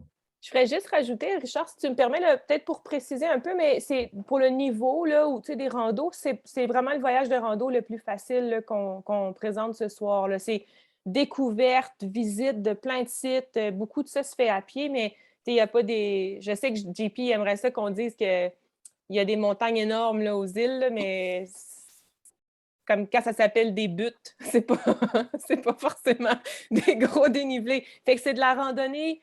Je dis facile, marcher dans le sable, c'est pas si facile que ça là, par endroit, mais c'est le voyage de rando le plus facile qu'on offre. Marie, fais attention parce qu'on grimpe quand même le plus haut sommet, là, le Big Hill, là, qui fait quand même 140 mètres. Ça fait quand même un 140 mètres. Là. Je pense qu'on va laisser la parole à notre animateur de questions et réponses. Mais Richard, est-ce que tu voudrais nous présenter l'animateur de questions et réponses? François-Xavier, communément appelé FX, c'est le dernier arrivé chez nous après avoir fait une carrière dans une entreprise qui faisait un peu la même chose que nous. Mais la pandémie l'a amené chez nous pour notre plus grand plaisir et pour le sien, j'en suis convaincu aussi. Mais bref, beaucoup d'expériences, notamment en montagne, partout à travers le monde et beaucoup dans l'ouest du Canada. Donc, c'est lui qui va tout à l'heure vous glisser un petit mot sur les voyages dans l'ouest aussi. Et c'est lui qui guide les Monts-Gros, qui les a guidés quelques fois dans les derniers mois, dernières années. Je te passe la parole, FX. Merci bien. Donc, les Monts-Gros, que dire des Monts-Gros? On peut le faire en hiver, on peut le faire en été. Alors là, je vous le présente en été.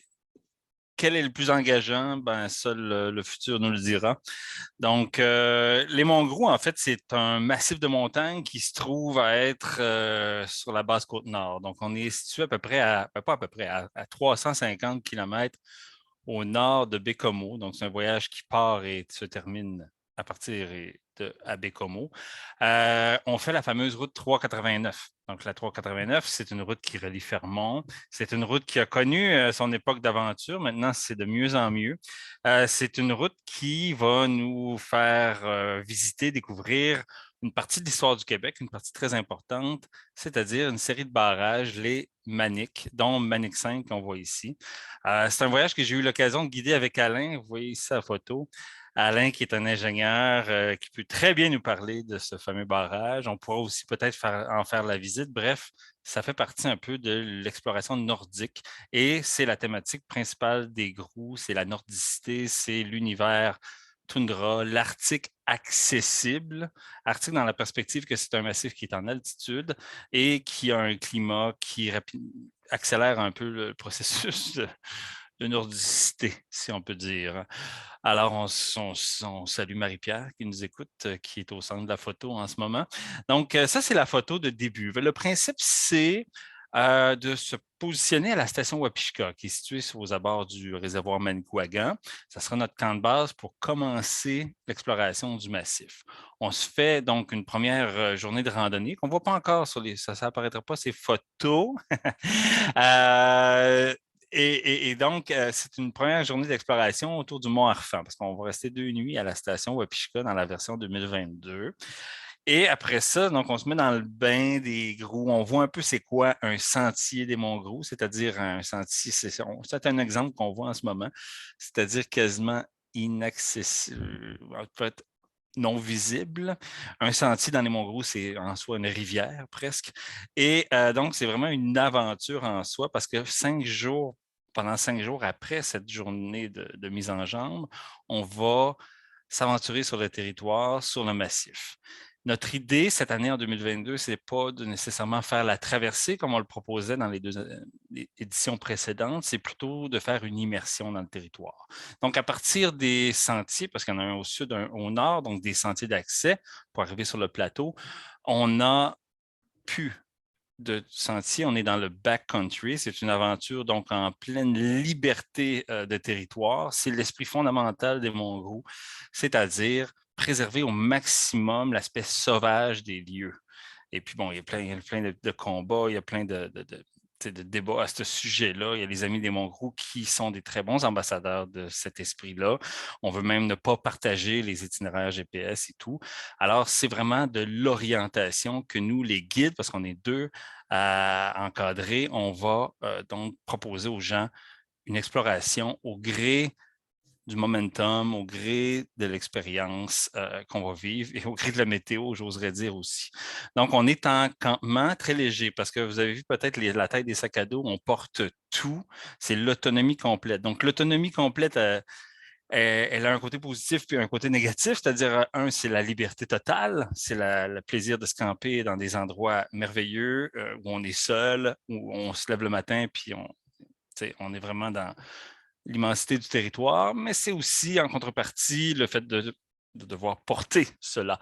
Donc, on va devoir être très limitatif par rapport à ça, être très minimaliste, mais quand même, on veut assurer l'essentiel, bien manger, bien dormir, être confortable et être protégé.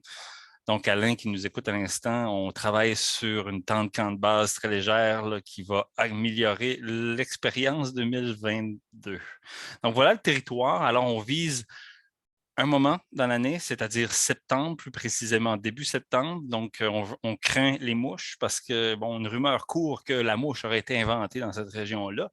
Alors, elle disparaît spontanément là, à peu près en août, fin août. Donc, nous, on est là en septembre parce que la neige arrive d'habituellement fin septembre, début octobre. Donc, on a une fenêtre de temps pour explorer le territoire. C'est vraiment le meilleur. Mais ça reste que faut s'attendre à tout dans les Monts-Grous. Est-ce que c'est vraiment un voyage 4 saisons?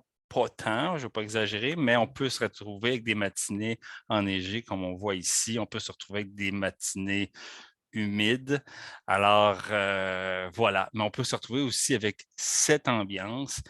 Et je dirais que pour ceux qui ont vécu les Grous, eh ben, c'est ça qu'on va rechercher. C'est cet esprit-là de liberté, de nordicité qui nous intéresse. Puis je pense que c'est vraiment une belle expérience. C'est quelque chose qui est très intense, on ne le cache pas, mais c'est quelque chose qui vieillit bien dans la mémoire. Donc, c'est comme un grand vin. Au début, c'est un petit peu aigre et ça vieillit bien. Donc, voilà pour les Monts-Grous. Donc, 2 départs, 3 septembre, 11 septembre. Merci beaucoup, FX. Là, moi, je fais juste spécifier que comme je fais le partage d'écran, si je clique sur le chat où je vois qu'il y a beaucoup d'interventions, je fuck tout mon partage d'écran. Ça fait changer les diapos. Fait que FX, je te laisse reprendre ton rôle d'animateur en chef. Richard, est-ce que tu veux présenter ces voyages-là ou je me lance pour la Magpie? Il nous reste... ton micro est coupé. Juste un petit mot, on a appelé ça des expériences exceptionnelles. Je pense qu'en écoutant, vous allez comprendre pourquoi, mais elles sont vraiment exceptionnelles. Pour chacun de ces voyages-là, sauf le beau grand bateau, il n'y a qu'un seul départ. Alors, ce sont des voyages plus loin, logistique plus difficile. Les coûts vont avec, évidemment, parce qu'il y a des avions d'impliquer, des fois des hélicoptères ou un voilier. Alors, c'est vraiment exceptionnel, mais toujours dans l'esprit caravanier, c'est-à-dire que vous allez bouger, vous allez participer. Donc, je laisse Marie descendre la Magpie, la rivière Georges, et je vous retrouve sur la Basse-Côte-Nord et Terre-Neuve pour le voilier. Juste préciser, là, pour le beau grand bateau qui est indiqué en 3, là, en numéro 3, c'est marqué 4 voyages, là, mais cette année, il y en aura normalement 3 plutôt que 4, là, mais Richard, il vous en parle tout à l'heure. Donc, j'enchaîne. C'est aussi, tu sais, c'est des voyages qui étaient un peu inclassables, hein, qu'on était comme, on ne savait pas avec quoi les regrouper. Là. Je commence par la rivière Macpail, qui est une rivière de la Côte-Nord, qu'on va faire en raft.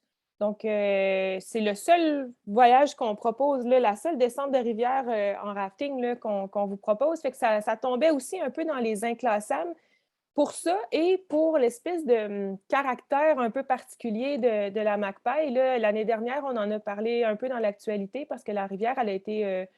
il y a une organisation qui la défendait depuis des années qui en a obtenu comme un droit juridique. C'est comme une entité juridique maintenant, cette rivière-là, pour que... Puis tout ça...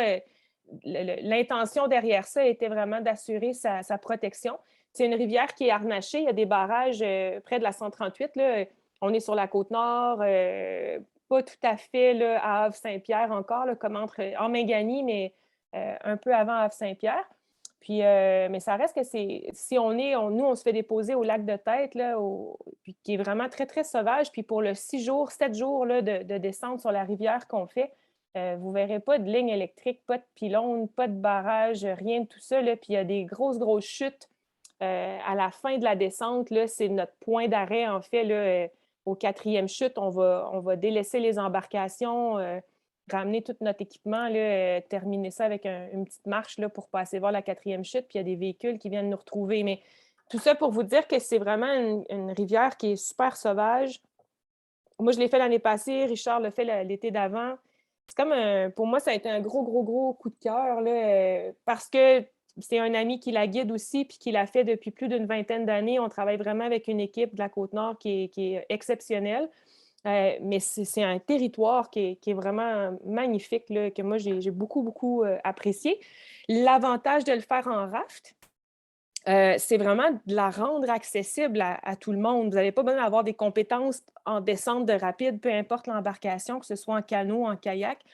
Faut aimer l'eau, il ne faut pas être trop craintif là, par rapport à l'eau, mais c'est du gros plaisir brut pendant une semaine, cette rivière-là. Là, c'est vraiment que du bonbon. Là. J'adore l'eau, là, cela dit, mais c'est vraiment, il n'y a pas d'expérience technique préalable.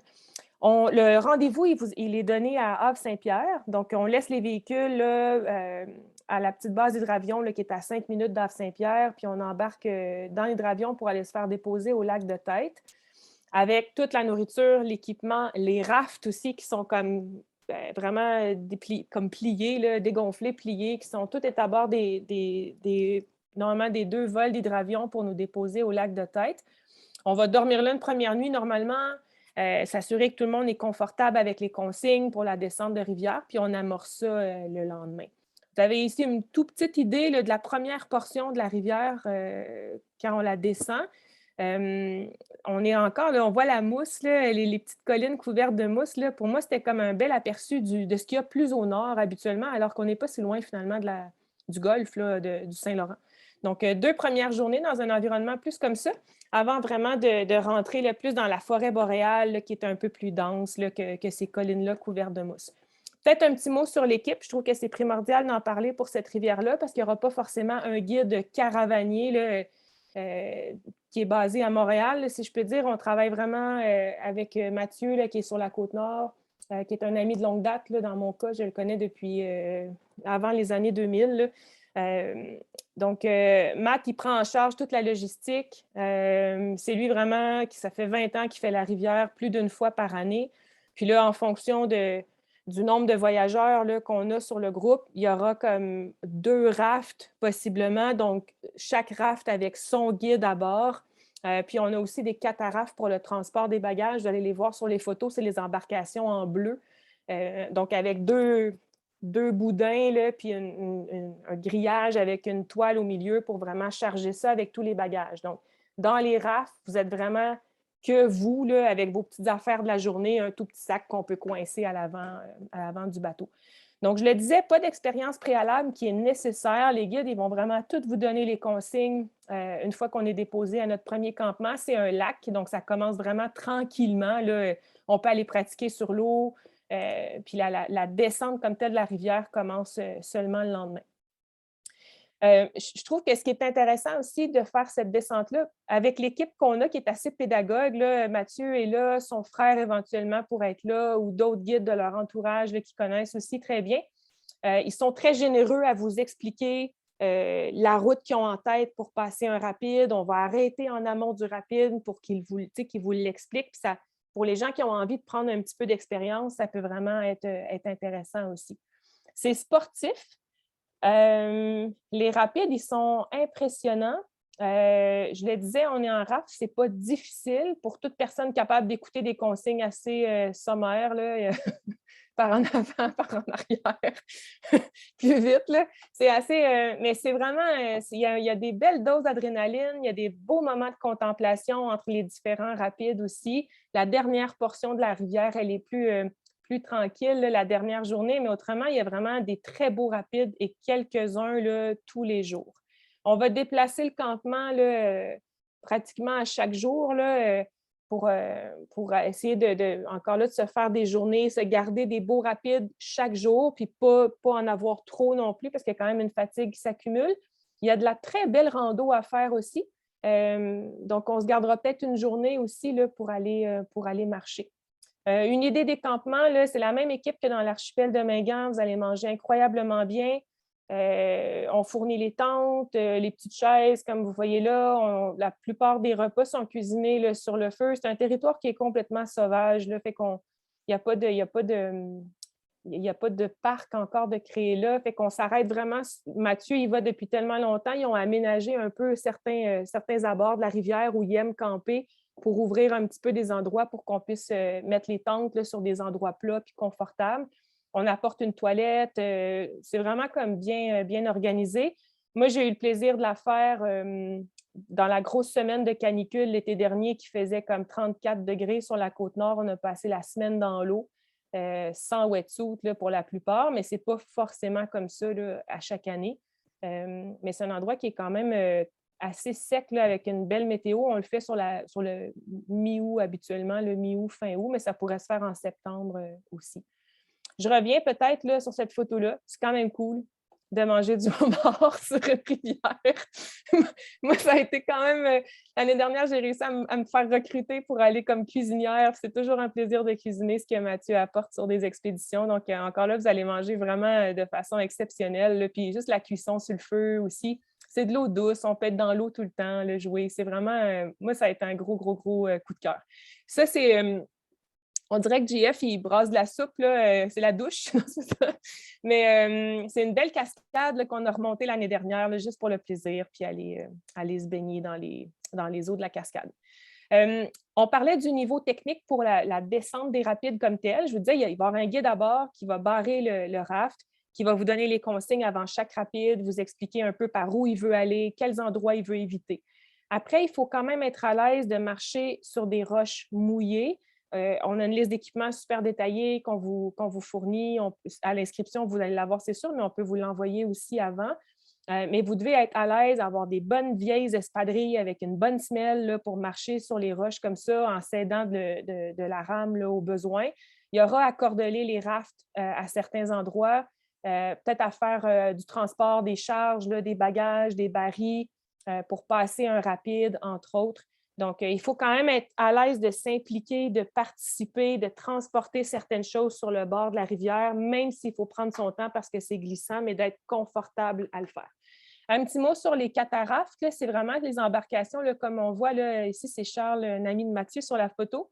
Donc, tous les bagages sont transportés sur cette embarcation-là ou ces embarcations-là. Là, il y en aura 2 s'il y a un plus gros groupe. Puis elles assurent aussi un peu la sécurité. Là. Donc, il peut y avoir comme 3 ou 4 embarcations, là, 2 rafts et 2 catarafes là, sur la descente. Donc, ça nous amène vraiment à juste comme profiter de la descente en raft. Là. On n'est pas encombré de rien là, pour la journée. Les petites manœuvres le long de la rivière, une idée des campements. Il y en a qui sont sur des plages de galets, sur des espèces de dalles de roche aussi. Là. Donc, c'est un peu Mathieu qui dessine son plan de semaine, à quel campement il a envie de s'arrêter en fonction du niveau d'eau, les rapides qu'il veut faire peut-être plus des fois le matin ou en fin de journée. Puis les guides, ils vous donnent le plan de match comme ça là, au jour le jour. petite dose d'adrénaline. Il y a moyen aussi, des fois, là, juste comme de tricher puis de retourner jouer un petit peu dans les rapides. Ça, c'est les petites corvées là, que je vous parlais là, quand il faut faire passer les embarcations. Ici, on a vidé complètement le cataract là, pour passer cette chute-là. On a transporté toutes les affaires en aval de la chute.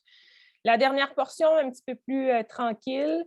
On en a eu plein les bras, plein les yeux là, pendant des jours. Là, fait que rendu là, on est comme plus en mode contemplation. On se rapproche de la côte aussi. On sent que l'air change un petit peu. La dernière portion, là, il y a une petite brise un peu saline, là, un peu plus fraîche qu'on sent rentrer du Saint-Laurent. Donc, c'est vraiment un gros coup de cœur. C'est 7 jours au départ d'Abe-Saint-Pierre. C'est vraiment, moi, je vous dirais, si vous aimez l'eau, peu importe que vous soyez à l'aise dans les rapides ou pas, empêchez-vous pas de le faire pour ça. C'est vraiment accessible à toute personne qui a un peu la fibre aventurière. J'enchaîne avec la rivière Georges. Là, j'ai mis la version canot. Je travaille actuellement sur une version de ce voyage-là où il y aurait du trek et non pas de canot. Elle n'est pas en ligne encore, mais je vous en glisse un petit mot à la fin. Donc, Rivière-Georges, on est dans le nord du Québec, le 56e parallèle. Pour s'y rendre, on n'a pas choisi la route la plus rapide, mais certainement, je pense, la plus intéressante. Donc, on vous donne rendez-vous à Sept-Îles, normalement. Et là, quand on parle du nord, il faut épuiser le mot normalement. Là. Il peut toujours avoir des changements de dernière minute. Mais ce qu'on a prévu, c'est de prendre le train à partir de Sept-Îles jusqu'à Shefferville, qui normalement prend entre 11 heures et un nombre indéfini d'heures, mettons 17 heures. Mais c'est vraiment, moi, j'ai adoré cette espèce de rythme un peu lent, de prendre le train, accéder à tout le territoire traditionnel de chasse des Inuits, entre autres des Naskapi, mais tranquillement. C'est un train qui est géré par des communautés Inuits en majorité. Donc, déjà, quand on embarque dans le train, eux, c'est leur mode d'accès au territoire de pêche, au territoire de chasse, qui n'est pas desservi par les routes. Donc, au nord de cette île. Et juste en soi, là, de prendre le train, c'est une expérience culturelle assez capotée. Fait que ça, déjà, on voulait le laisser d'avoir cette longue journée. On amène de la lecture, on regarde par la fenêtre. On longe la rivière Moisy en début de parcours aussi. C'est vraiment très, très beau. Puis l'arrivée à Shefferville là, se fait quelque part en soirée assez tard. Là, on mange sur le train durant la journée. Rendu à Shefferville, on va dormir à la base d'hydravion. Puis c'est un hydravion qui vient nous déposer sur la rivière Georges et qui repart, qui nous laisse seuls à nous-mêmes dans le nord. On est juste entouré de... C'est une très, très belle vallée, la Georges, qui est quand même...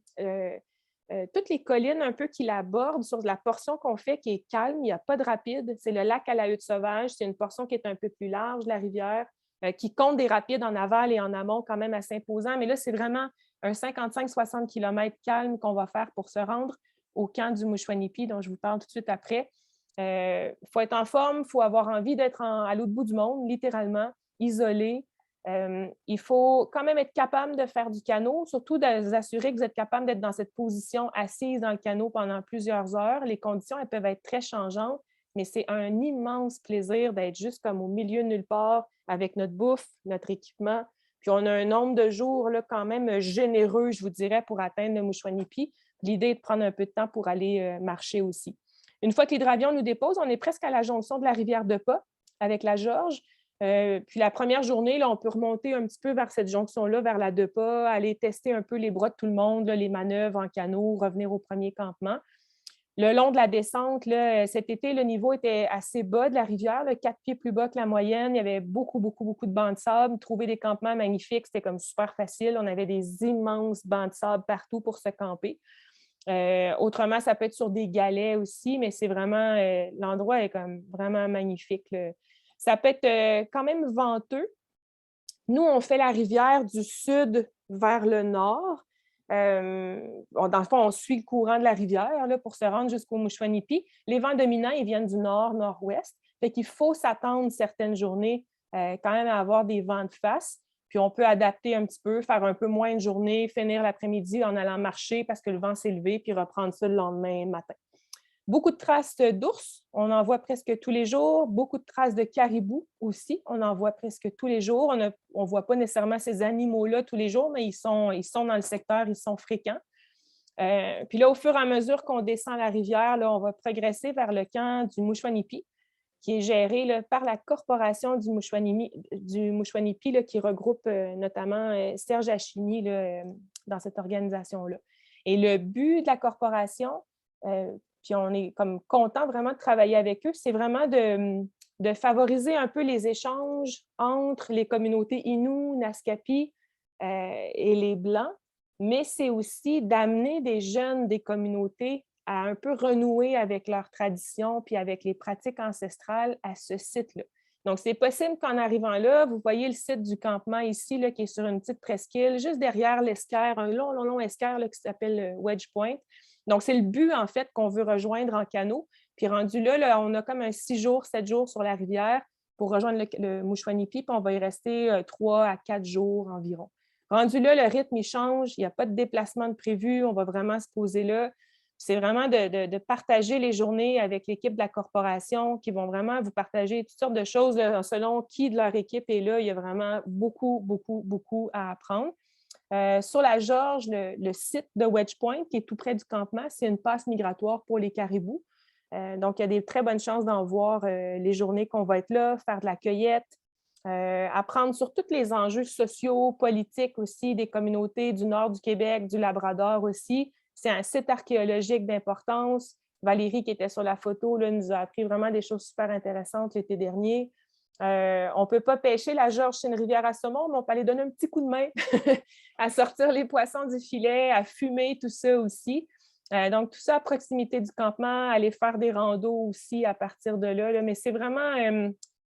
puis juste prendre son temps, regarder un peu le paysage puis s'en imprégner aussi. C'est vraiment un séjour qui nous amène complètement ailleurs. Si jamais il y a des jeunes des communautés qui sont là, ça crée des échanges super intéressants aussi.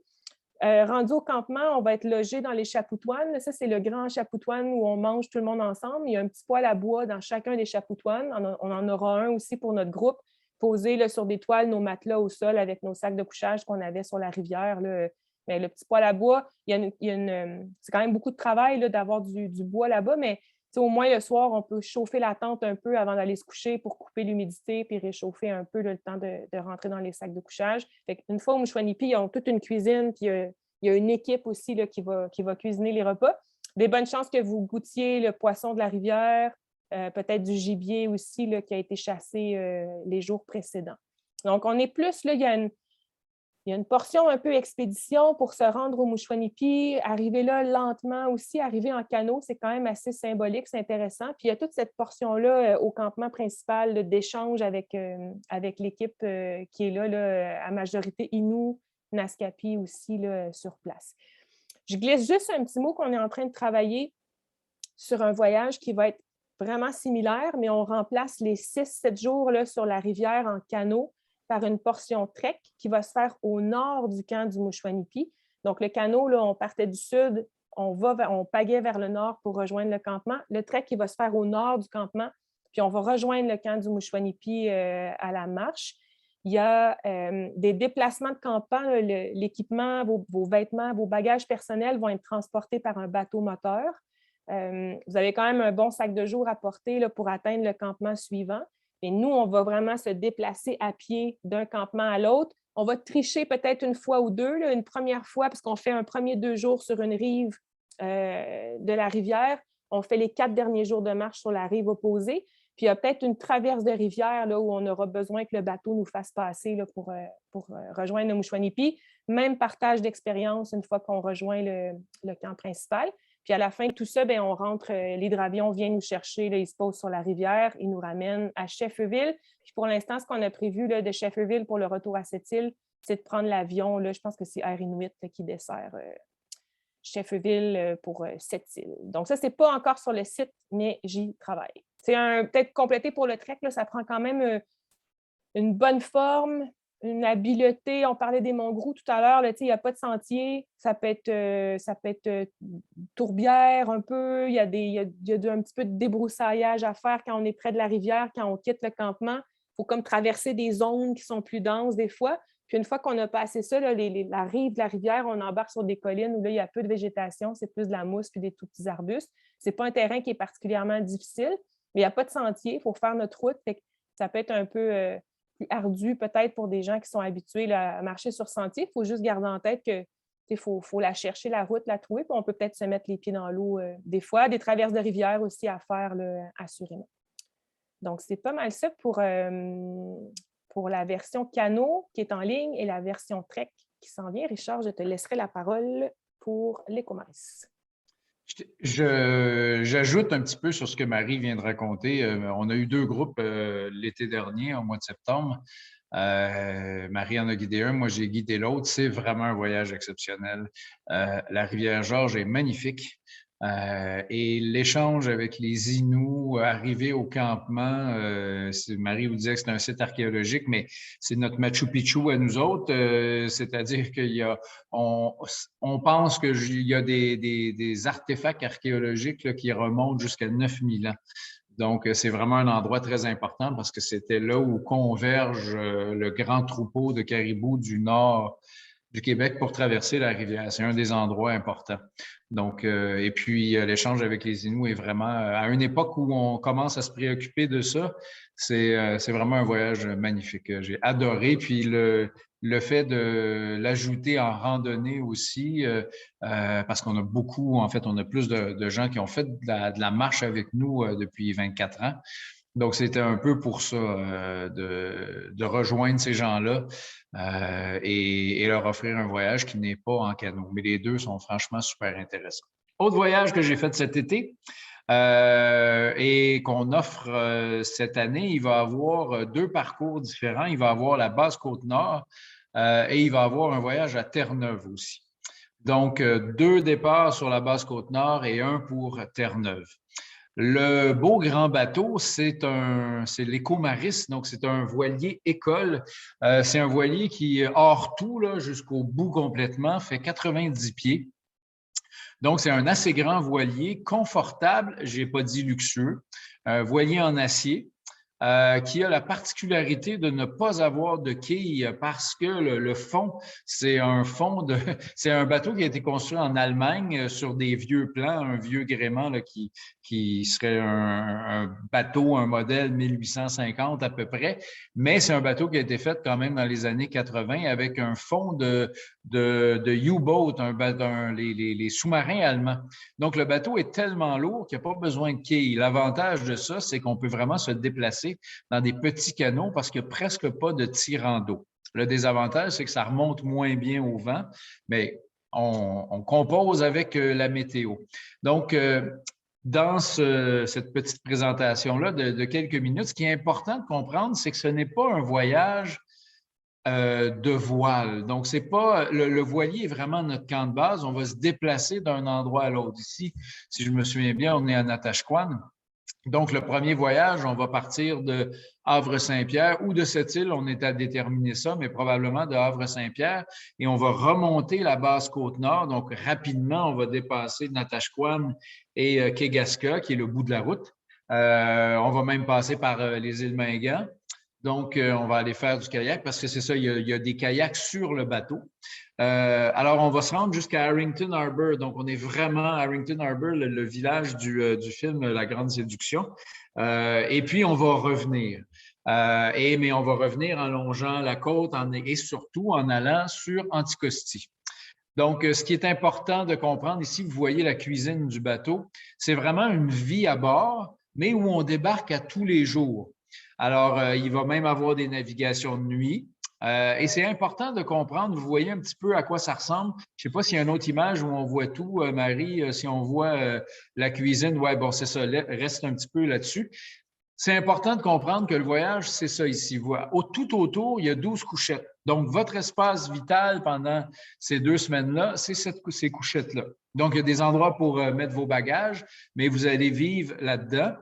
Et puis, il y a une grande table magnifique comme ça où on peut manger ensemble. Il y a 4 ou 5 membres d'équipage, donc le capitaine et les matelots. Alors, on va être 12 personnes plus 4 ou 5 personnes, donc 16, 17, voire 18 personnes. On sort à tous les jours, fait que s'il y a quelqu'un que vous aimez moins, vous allez pouvoir vous en éloigner. Mais c'est un voyage très, très convivial. Vous voyez ici Simon, qui est le grand patron de l'Écomaris, qui coupe un oursin. Donc, évidemment, on va pêcher, fruits de mer et tout ça. On va sûrement acheter aussi des prises aux différents pêcheurs qu'on va rencontrer. Et c'est un voilier école. Donc, c'est un voilier où vous allez apprendre plein de choses, mais ce n'est pas un cours de voile. Quand je dis un voilier école, c'est pas du tout un voilier moderne. C'est-à-dire que les mâts sont en bois. Vous allez voir, le pont est en bois. C'est magnifique. Et puis, il n'y a pas de winch, je ne sais pas comment on dit ça en français. Donc, tout se fait à la main avec des poulies. Alors, lever la grand voile, je peux vous dire que c'est cardiovasculaire. Il faut tirer, puis il faut tirer à beaucoup de personnes. Donc, on a besoin de tout le monde pour manœuvrer. Et si vous voulez apprendre plein de choses sur la navigation, le sextant, l'orientation et tout, ben vous êtes bienvenus. Il va y avoir des petits ateliers à tous les jours. Ici, c'est monter l'ancre. Il n'y a pas de moteur. Et l'ancre, pour un bateau de 90 pieds en acier, je peux vous dire que l'ancre est grosse et puis la chaîne est très, très lourde. Alors, il faut pas mal de bras. C'est impossible que ce soit une seule personne qui réussisse à le monter. On est sur le fleuve, on est dans le golfe, alors il peut évidemment venter. Est-ce que le mal de mer fait partie de l'expérience? Absolument. Donc, on va prendre soin de vous autres. Ça se peut bien que ça arrive. J'aime autant être clair, mais c'est pas si pire que ça. Quelques images de l'île d'Anticosti. Donc, on va faire le détour par l'île d'Anticosti. On va sûrement arriver d'un côté de l'île et là, on va partir 2 ou 3 jours. On a des véhicules là, qui viennent, on a loué des véhicules, une espèce de gros pick-up 4x4. Et puis, on va se promener dans différents endroits de l'île. Et puis, la grotte, comment ça s'appelle? La grotte aux patates, hein? Quelque chose comme ça. Donc, ça fait longtemps que je suis allé à l'île d'Anticosti. Et puis, le bateau va venir nous chercher de l'autre côté et puis on va continuer le voyage pour soit remonter sur la côte nord ou soit que ça va être au retour à la patate, c'est ça. Donc, selon les vents, selon la météo, on le fait soit à l'aller, soit au retour. Le voilier, je vais vous dire, c'est vraiment un voilier magnifique parce que c'est quand vous arrivez dans un port, c'est certain que tout le monde, tous les gens de la place se ramassent autour puis ils viennent prendre des photos. Ils s'imaginent tous que le voilier a 150 ans alors qu'il a à peine 30 ou 40 ans, mais c'est vraiment le look du voilier. On a un petit dinghy pour pouvoir sortir du bateau et on a des kayaks de mer pour aller faire des promenades quand la météo le permet. Fait que ça nous donne vraiment une grande liberté. Donc, j'insiste, c'est un voyage où on va utiliser le bateau pour rejoindre des endroits difficiles à rejoindre de d'autres façons. Alors, oui, vous avez le plaisir de la voile, vous avez le plaisir du bateau, mais c'est un voyage actif. Vous n'êtes pas assis sur le bateau pendant 2 semaines à rien faire. On va marcher. Et puis, les villages de la Basse-Côte-Nord et tout sont colorés. Les baies, on les connaît bien parce que ça va faire 5 ou 6 fois qu'on fait le voyage sur la Basse-Côte-Nord. Donc, on commence à bien le comprendre. Alors, il faudrait quand même pas mal de chance pour voir un iceberg, mais c'est pas impossible. Et puis, nouveau voyage de cette année, appelons ça une exploration. On va offrir un voyage fort probable. Vous voyez ici l'itinéraire tentatif, c'est-à-dire qu'on travaille dessus. Ça se pourrait qu'on passe par le nord, mais ici, vous voyez qu'on passe par le sud. Ça va probablement être ça. Donc, on va se donner rendez-vous en avion à Corner Brook. Vous pourriez toujours vous rendre en auto, mais là, ça va être compliqué. Donc, il y a un aéroport à Corner Brook. On va remonter, vous voyez, le petit croche vers le nord parce que c'est le parc de Gros-Morne. Donc, on va aller marcher à cet endroit-là, vraiment l'endroit le plus spectaculaire, en tout cas le plus connu de Terre-Neuve, et on va redescendre par le sud. La côte sud de Terre-Neuve, elle est extrêmement spectaculaire. On dit que ça ressemble un peu à la Norvège et on devrait, j'espère, si les conditions le permettent, faire un arrêt à Saint-Pierre-et-Miquelon. C'est quand même assez mythique, hein, Saint-Pierre-et-Miquelon, ces espèces d'îles perdues-là françaises avec une culture complètement différente, des charmants villages. Donc, et puis, on va longer, là, évidemment, c'est un trajet très, très grossier, mais on va longer tous les fjords, il y a un fjord où moi, je suis déjà allé en voilier, pas avec les Comaris, et il y a un parc qui s'appelle le Blow Me Down. Je trouve ça comme sympathique comme terme. Fait qu'il peut vanter. Et on finit ça à Saint-John, où vous pourrez reprendre l'avion pour rentrer au Québec. Ou si vous voulez continuer, vous louez une auto, vous pouvez faire ça aussi. Alors, j'insiste, c'est vraiment un voyage très communautaire. On est 12 sur le bateau. Il faut s'entraider. On n'a pas tellement d'espace, mais ça se fait très bien. Je l'ai fait l'an passé. C'est un voyage que les gens apprécient énormément. Je vous résume, c'est un court résumé, il est 8h55, à 9h, ça devrait être terminé. On vous a présenté vraiment les voyages, il y a kayak, canot, il y a randonnée, puis il y a les voyages exceptionnels. Il y en a vraiment pour tous les niveaux. Il y a une quinzaine de voyages, puis environ 40 dates de départ. L'an dernier, ça a franchement très bien marché. Essentiellement, tous les départs étaient complets, quand même assez longtemps à l'avance. Alors, c'est pas un truc de vendeur que je vous dis. Si ça vous intéresse, attendez pas trop longtemps parce qu'on a diminué les dates de départ cette année un peu. Parce qu'on pense que peut-être ça va reprendre à l'international puis on n'aura pas nécessairement assez de guides pour tout faire. Donc, on a gardé à peu près le même nombre de voyages, mais on a diminué le nombre de dates de départ. Pour info aussi, on a quelques voyages famille ici au Québec, puis on en a dans l'Ouest aussi. Alors, on a Ophélie qui s'occupe des voyages famille, donc si ça vous intéresse, c'est pas les mêmes parcours, c'est vraiment adapté aux familles, puis il y en a selon différents âges des enfants. Donc, Ophélie pourra vous renseigner. On termine sur rapidement un petit clin d'œil parce qu'on a 5 voyages dans les Rocheuses et je laisse FX, qui est responsable des Rocheuses chez nous, vous glisser un mot sur chacun des voyages. Et si ça vous intéresse, on a fait une conférence là-dessus. On pourra vous envoyer le lien sur la conférence complète. Je te laisse terminer ça, FX. Merci, Richard. Avant de commencer rapidement, on pose la question pour Terre-Neuve. Là, les gens semblent intéressés, savoir quand ça va être en ligne puis quand on prévoit faire le départ. On travaille dessus activement présentement. On est en train c'est un voyage qui risque de durer un petit peu plus que 2 semaines, 16, 17, peut-être 18 jours. Ça devrait être en ligne. Écoutez, donnez-nous 3 semaines à peu près pour le faire, donc mi-février dans ce coin-là. Mais si ça vous intéresse, vous pouvez quand même appeler rapidement parce qu'il n'y a que 12 places, un départ. Et les voyages en bateau, l'an passé, on a fait 4 départs, puis l'année d'avant, 2. Puis on a refusé des gens sur à peu près toutes les dates.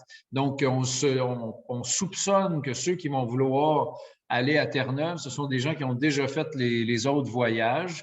Alors, si ça vous intéresse puis que vous nous faites confiance, vous pouvez donner votre nom et puis ça va être, c'est la même équipe. Hein? Donc, j'allais dire aussi, Richard, en laissant votre nom à Ophélie, soit en l'appelant ou en lui envoyant un courriel, elle va prendre vos coordonnées en note, puis dès que les informations sont en ligne ou disponibles, elle pourra vous envoyer la fiche détaillée. Je rajouterais juste pour les dates, là, ça s'enligne pour être au mois d'août pour Terre-Neuve. Donc, les 2 itinéraires, Basse-Côte-Nord et Anticosti, seraient en juillet. Puis le bateau se déplacerait vers Terre-Neuve après, là, donc fin juillet, début août, pour le départ pour Terre-Neuve, s'il y en a qui sont limités sur les temps qu'ils peuvent voyager. Là, c'est vraiment un départ qui va être au mois d'août. Super, merci. Donc, en rafale, 5 destinations, 5 treks qu'on propose dans les Rocheuses. Donc, on peut les regrouper peut-être en 2 catégories. Une première un peu plus accessible au niveau 2, au niveau 3 quand même. Puis avec une petite variété de confort au niveau de l'hébergement, étant donné que l'hébergement dans les Rocheuses et dans l'Ouest, c'est un enjeu de disponibilité, de coûts, etc. Alors, tout d'abord, on vous propose notre fameuse Dolce Vita. Donc, en soi, juste avec ce nom-là, ça dit tout. Donc, de très beaux refuges, de très beaux hôtels ou lodges dans les montagnes. On se concentre, c'est un voyage de 12 jours ou de 15 jours. On a 2 options d'itinéraire, 2 départs en juillet et à la fin août. On va se concentrer sur 3 régions, 3 parcs, d'abord Waterton, tout au sud de l'Alberta. Ensuite de ça, ce qu'on appelle spécifiquement le Lizard Range. Donc, on est plus du côté de la Grande Fête de Columbia, donc du côté de la Colombie-Britannique, autour de Fernie, plus précisément Island Lake Lodge. On remonte cette fameuse vallée de Columbia pour aller vers le parc de Revelstoke, potentiellement pour l'itinéraire de 15 jours. Et on termine ça en refuge. Donc, autour du parc de Yoho, je reste flou par rapport au lieu, là, mais c'est vraiment une immersion en territoire arrière-pays dans un refuge privatisé. Alors, la particularité de ce voyage-là, en plus, on y va en hélicoptère aller-retour, là, parce que c'est vraiment reclus là, au cœur des Rocheuses, à côté du parc de Yoho. Et donc, c'est un voyage qui met une attention particulière sur l'expérience de l'hébergement, puis l'expérience culinaire aussi, un peu épicurien sur les bars. Donc, 2 départs pour cet été et ça va déjà bien au niveau des réservations. Là, ça marche très bien depuis la semaine passée. Une autre variante ici, appelons-la comme ça, les Rocheuses sauvages. Donc, un voyage où on en perd la tête, quoi. Donc, c'est un mauvais cropping là, de notre photo dans la tête. Donc, un voyage qui voit un peu, qui revoit, je dirais, les classiques.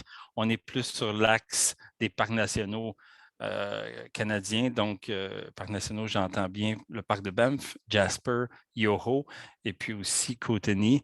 Et donc, on fait vraiment l'axe entre Canmore et Jasper. Puis, on va un petit peu plus loin vers la région du Mont Robson. Donc, on est vraiment dans le nord-ouest de l'Alberta, côté BC, en fait. Et immersion aussi en refuge. Donc, c'est un voyage qui est un petit peu plus engageant physiquement, un petit peu plus de portage parce qu'on fait des immersions en refuge, comme j'ai dit 2 fois. Et on va être dans des hébergements un petit peu plus accessibles dans les parcs nationaux. Un voyage qui est beaucoup participatif aussi. Dans la perspective, on cuisine avec nos guides et on se fait un beau trip, un road trip finalement, dans une van, pas une van avec remorque, parce que les voyages aussi, Dolce Vita et celui-ci, on est en autonomie, on est 100% en contrôle de notre itinéraire, on n'a pas d'autres prestataires que nous-mêmes des guides, et puis le groupe, et puis c'est ça, une petite bulle finalement dans les Rocheuses, pour prendre un terme covidien. Wells Great, notre 3e dans cette catégorie d'engagement-là. Là. Donc, on est du côté de la Colombie-Britannique, complètement en immersion. On est au nord de Kamloops, plus précisément Clearwater. Donc, c'est un parc provincial. C'est un parc dont la géomorphologie a été historiquement créée par une activité volcanique. Après ça, de longues phases d'érosion de glaciers. Et c'est un superbe parc, un parc un petit peu moins connu peut-être, mais la particularité de ce trek-là, c'est que c'est un trek en itinérance de refuge en refuge pendant 8 jours. Donc, dans les Rocheuses, c'est pas trop possible de le faire. En fait, il n'y a pas d'équivalent ailleurs, puisque, soit la distance entre chacun des refuges est trop grande, donc il faut prendre des transferts en véhicule, ou parce que les refuges sont tellement sommaires ou nichés dans les montagnes que ce n'est pas vraiment l'esprit qu'on veut.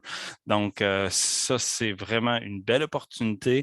C'est peut-être pour des gens qui recherchent moins les classiques, mais plus une immersion. Donc, une fois qu'on a quitté là, le transfert en véhicule, on est 8 jours vraiment dans un petit coin du parc avec un guide local francophone, québécois d'origine qui connaît très bien. Donc, on est vraiment dans la faune, dans la flore et dans le plaisir de vivre de refuge en refuge en se faisant des bonnes bouffes et puis en étant que nous, parce que ça sera privatisé pour la durée du voyage.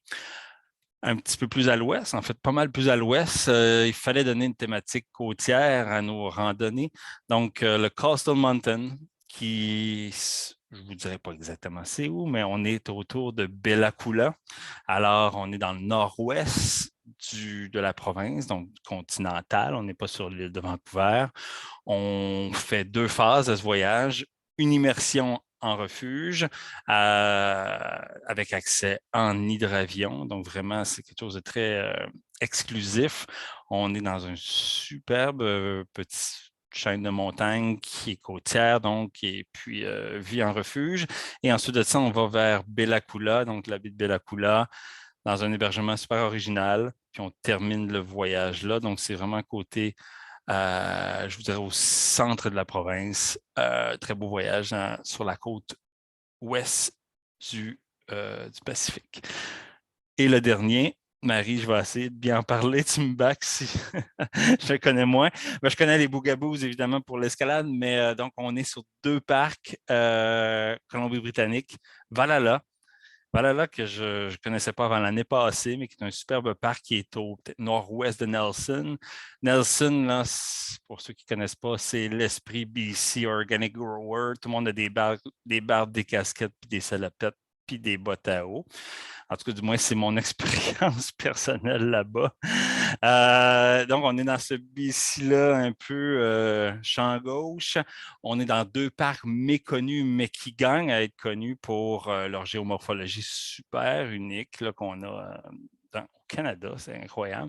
Entre autres, ici, sur la photo qu'on voit des Bougaboos avec les tours de granit donc, c'est un parc qui, par sa verticalité, par c'est vraiment un terrain alpin, littéralement, où là, on propose en fait 2 randonnées. Hein. C'est une de 5 jours dans Valhalla, une de 6 jours dans Bougaboos, des transferts en hélicoptère pour justement aller plus loin que les lieux plus accessibles, là, qui sont des fois très achalandés, même au courant de l'été. Et on aura l'occasion de faire des randonnées techniques, comme on le voit ici, donc crampons encordés sur du terrain à l'échelle de l'alpinisme facile, accessible, mais qui littéralement s'adresse à des gens qui ont un bon bagage à tous les niveaux là, en termes d'engagement et de randonnée. Donc, c'est un peu de reproduire ce qu'on fait un peu au Népal, au Pérou ou ailleurs dans le monde, mais dans notre beau pays qu'est le Canada. Voilà. Tu t'en es bien tiré, Fix. Merci. Ça résume bien, ça résume bien. Oui. C'était juste pour vous donner un petit aperçu, dans le fond, là, de ce qu'on propose dans l'Ouest. Mais comme Richard il disait, on a fait 2 conférences la semaine dernière là, sur les Dolce Vita et voyages plus rando à la journée, le Wells Grey aussi. Puis les 2 Coastal Mountains, Valhalla, Bougaboos, on en a parlé dans une conférence séparée. Fait que si jamais vous voulez avoir les liens, là, je pense qu'on peut vous écrivez à FX. Il y a presque pas de courriel qui rentre dans sa boîte de courriel ce temps-ci. On a beaucoup de demandes pour l'Ouest. Là, fait que si jamais vous voulez avoir les liens pour avoir vraiment toute la conférence détaillée sur chacun de ces voyages-là, le niveau des randos, etc., n'hésitez pas à lui écrire. Avant de terminer, FX, est-ce que tu veux? Moi, encore là, je peux, si je clique là, pour aller voir le chat, je vois qu'il y a des interventions dans le chat, mais je ne vois pas si c'est des félicitations, des insultes. C'est des interventions internes, je dirais. Ah, d'accord. Alain, Simon. D'accord. Fait que peut-être un dernier petit moment là, pour poser vos questions dans le Q&R si vous avez encore des questions. Et sinon, là, je gagne quelques secondes déjà pour dire merci à Simon et Alain d'avoir été là ce soir.